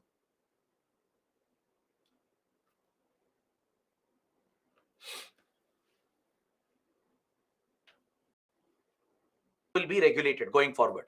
Apps cannot ask for any consent they want. Like they can't ask consent to access your images, your contact book, right, or mic and camera. If it is needed for the app, only then they can take consent and use that data. This will be very, very clear in few months. As I told you, the law clearly mandates the companies to collect only minimal data, right? What data is needed for that service, for that app, only that data should be collected. Now, in a particular app, if location data is not relevant, they should not be collecting your location data. If that is done, it's a violation of the law and they'll be penalized for it. See, apps like food delivery apps, the cab aggregators, e-commerce platforms, they need your location to deliver the product, to deliver the service to your doorstep. Others don't need your location, so they need not collect your location data unless it is really needed for the service that they are offering. So this is being now mandated in the law. Data being collected should be minimal, needed only for that service, for the app. They can't collect every data that they want. This will be restricted. You will see that in the notice you are going to get in some months. You have to approve that. Only then you will be able to use the application, and only then they can collect data from your application. All right. So guys, these are the questions. So let's end the session here today. Let me know how the class went.